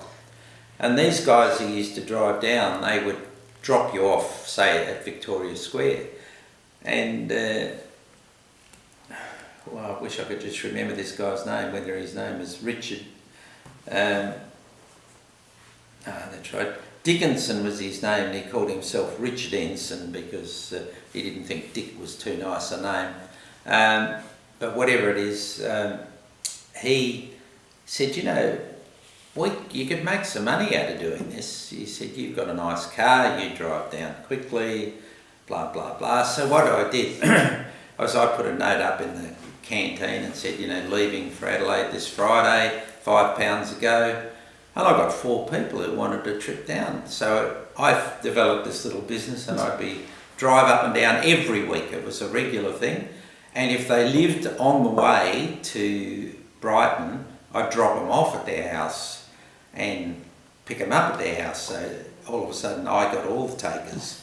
And I'd have a car full, sometimes 5 passengers in a 6-person car. And of course Richard Ensign would get a freebie whenever he wanted it. And that was handy too, because at one stage the car started to play up, and his dad was a bit of an amateur mechanic, so we went to his place one weekend and took the head off the car and put on a new gasket and all that sort of stuff, and new valves. And so that was good payment for my giving him free trips. And I used to have a regular service every week at the servo just by Dulcie's house in Brighton. So it became quite a lucrative thing to do. But in the end I was getting sick of Woomera. It wasn't, the living conditions were nothing really good. No privacy. The guy I shared a tin shed with was an alcoholic, a nice enough bloke and trustworthy, but he was an alcoholic, and every time I went to Adelaide he'd get me to buy him a bottle of whiskey and bring it back, because you couldn't buy whiskey at Woomera for that very reason, that they thought beer was strong enough for the guys at Woomera West. And I'd get back and he'd say, "Hey boy, did you get the whiskey?" And he'd start drinking it straight away when I got back at 11 or 12:30 at night. But anyway, that was another life, another time. But it was interesting. But I started looking for a job.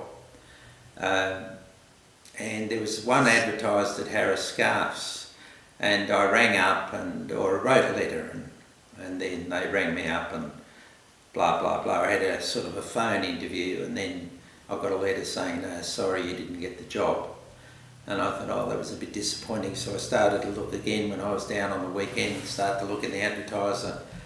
And anyway, I got a phone call at home, and this fella said, "Oh, I'm from Harris Scarfs. I wanted to talk to you about the job." And I said, "Oh, I thought the job had gone." And he said, "Oh, that one has, but I thought you might want to talk to me about another one." And I said, "Oh, yes, okay."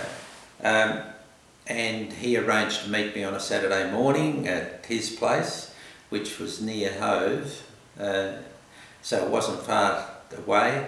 I'm trying to think of his name, but he was a nice bloke, and he was looking for an assistant in the credit department at Harris Scarfs. So I had a word with him, and he said, "You'll hear from us." And the next week I got a letter saying I'd got the job. So after nearly 5 years away, I moved back home. I don't know that Dulcie was all that keen to have me moving back home, but there you were. So I came. In other ways it was a good thing for her, but I came home and settled into a job at Harris Scarfs. And the first morning, I still remember, I walked in there and met this guy. I think his name was Dick something or other. He was English, or had been English, and he took me into this office, and there I was. His desk and mine were facing 4 that I thought were the most beautiful women I'd ever seen in all my life, and they were all sitting facing us, and their job and my job was to supervise them and also do a bit of the work, getting the lay-bys and credit, which was a new thing. Being credit was just a new thing, and people would buy things on the never, but pay by instalments. So if somebody wanted to buy a watch or something like that, they would, the salesperson would bring them up to our counter with an application, and if it was a small amount, after you got a bit of experience, you could just approve it, or if it was a larger amount, you had to do a few credit checks, and off the people would go. But I couldn't take my eyes off these girls, I must admit, because having not been around any women other than married women at Woomera, and at Marralinga no women at all. There were no women at all ever at Marralinga on the base. There were a few women lived down at Watson, which was on the East-West Railway line. They were fettlers' wives, and they were living in not much better conditions than we were living at Woomera West. So they weren't the most attractive. A poor woman would have had trouble getting enough water to get hair washed, let alone anything else. But anyway, so I was quite taken aback by this. And by this time I was 22 or 23. And I worked in the credit department for quite some time, and there was a lass who was in charge, or the senior girl I suppose she was, who had been away. She came back, her name was Ada, and she took a bit of a shine to me. But whatever the boss's name, he'd always said to me, whatever you do, don't take out any of the girls that you work with, ever. So I thought, oh, well, that's it, that was the rules, and I always did what I was told. So I didn't. But there was one of the managers came down from upstairs and asked me one day if I'd be interested in taking on the key accounts department. This was a very small department where people had a monthly account at Harris Scarfs, and they called it a key account because they had a little card that was like a key with their name in it. And it's nothing like today's cards where you wave them and things, but it was a key account, and that was a monthly account. And my manager had always said, I always want to train a good person to be there in the department, so that if I get offered a job I can always say, well, I've got a well-trained assistant who can take over. So he was very happy that I got offered this job, and I took that on and worked. And I had one girl working with me. And when I look back, I mean, they were the easiest jobs of all time. You didn't have to, I'd been used to working 8 hours a day with a pick and shovel, and here I was standing around a lot of the time. You're just waiting till somebody came around. But I used to go around and talk to the sales assistants in Harris Scarfs and encourage them to ask customers if they'd like to open a monthly account. And that got a bit of extra business. And I caught the eye of the jewellery department manager, because the jewellery department manager, his name was Bill Condon, and he again was a really good mentor, but he was not keen on credit accounts and lay-bys and pay-by things, because he thought it lowered the tone of his jewellery department. Now, it seems funny now because Harris Scarfs is sort of seen as a cheaper end store, but in those days the jewellery department and the silverware department were better than anybody's. They were certainly far in front of Myers or David Jones, and they were, even the big jewellers couldn't match our silverware, and we had antique silverware and new silverware, and Bill used to go to England and buy this stuff, go to Europe and buy fancy old clocks, and so we'd buy antique clocks and brand new clocks. So we had some really good stuff. And we're also the Adelaide outlet for Bolivar Accutron watches, which were the world's first electronic watch. And so we were the people who sold them, and I learned all about that. And while I was there, Bill encouraged me, and I went off and did a diploma in gemology, which was my first real qualification. I had started accounting when we were living in Ascot Park. I went to the Adelaide School of Mines with one of Peter's mates, David Eddivine, who was still one of Peter's mates. And David and I used to go to the School of Mines, and I did bookkeeping, and I passed that. And I don't know why, maybe he wanted somebody to go with him, but I did bookkeeping, and then we started accountancy.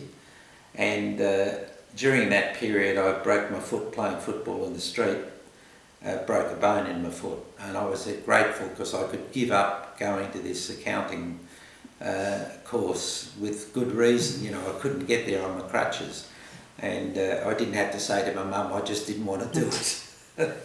Which is really funny because now here I am 50 years later teaching accountancy, but that's another story.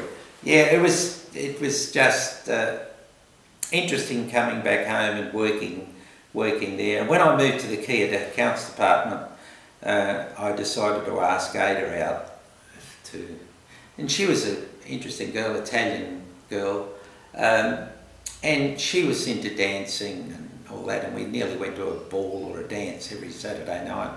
I got to be quite good, and she encouraged me to buy a dinner suit because that was, she was in a crowd of Red Cross and all those sorts of people who, you know, used to raise money and do those sorts of things, and they often did it by balls and dances, and all the fellas wore dinner suits. Well, you could buy a dinner suit in those days for £19, 19 and 6.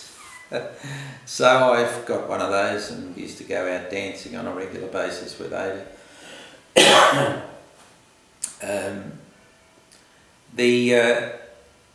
Yes, that was the romance part of life. Then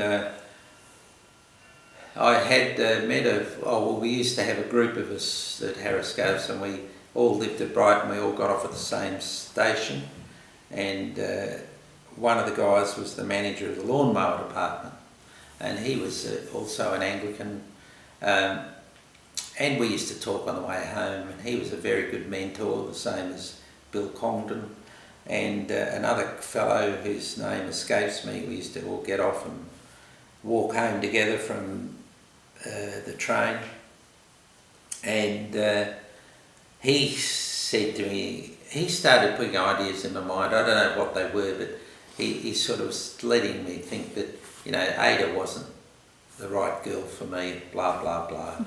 Anyway, it gradually wore out and we broke up. But after a while, he was getting married. He had a nice girl, her name was Elizabeth, I remember. His best mate was going to come down from Queensland and be his best man, and for one reason or another he couldn't come, so he asked me to be his best man, and that was a bit of a surprise. I must admit I didn't have a clue what best men were supposed to do or not do, and society was then a bit divided. I mean, we had been brought up, well, you know, as a military family. We'd lived in all sorts of accommodation, and we hadn't been to the right schools or anything like that. And Adelaide was sort of, you know, a bit divided in its two classes. Ada had managed to bridge that. The people that she was going out with were the people who wore dinner suits to go to dances, even though she was Italian background.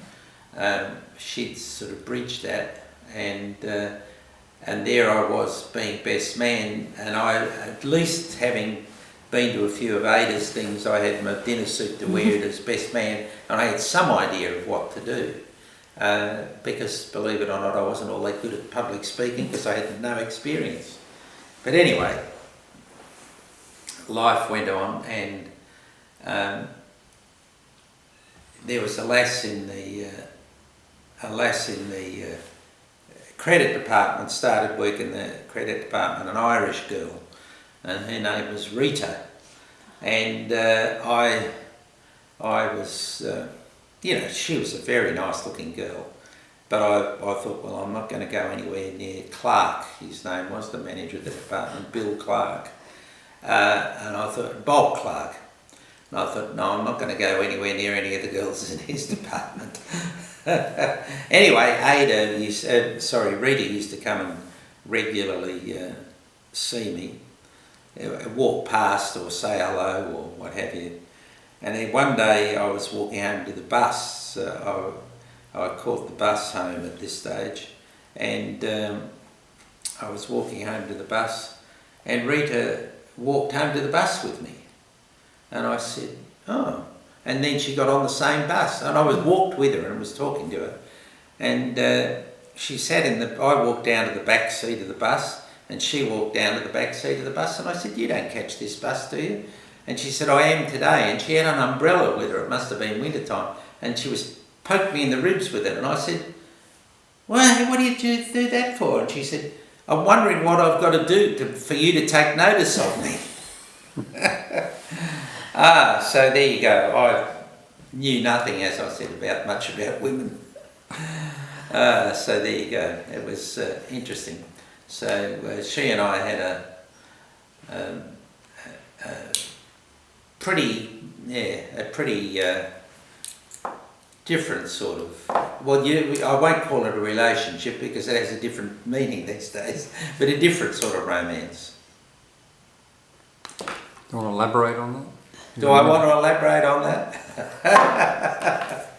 Oh, well, yes, different. She was... he knew enough not to marry her because she would have given him as good as he got. Yeah, no, she wasn't. She was a bit moody. She was a fantastic dancer. She was a champion Irish dancer, had been the champion of all Ireland. And so our life consisted of going to Irish dances just about where she was the star, just about every Saturday or Sunday.